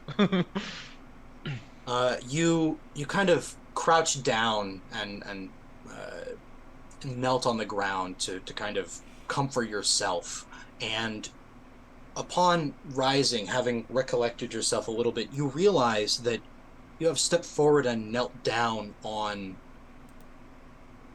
a piece of stone that is a different color than the rest of the floor. And you find yourself, you've half stepped off of it, and the reason that you noticed it is because it shifted, rising back up from where you depressed it. And you hear very loudly, and Dirk hears this as well, the sound of a stone on stone grinding and a jolt of movement. And that is where we are going to stop for the evening, ladies and gentlemen. Thank you for spending some time with us. Thank you for exploring a tower with us in several different facets in several different ways. Next time, we'll see what is this jolt of movement? And what is this deal? And how will VOD fare in this game? Find out next week on Tales from the Lakeside.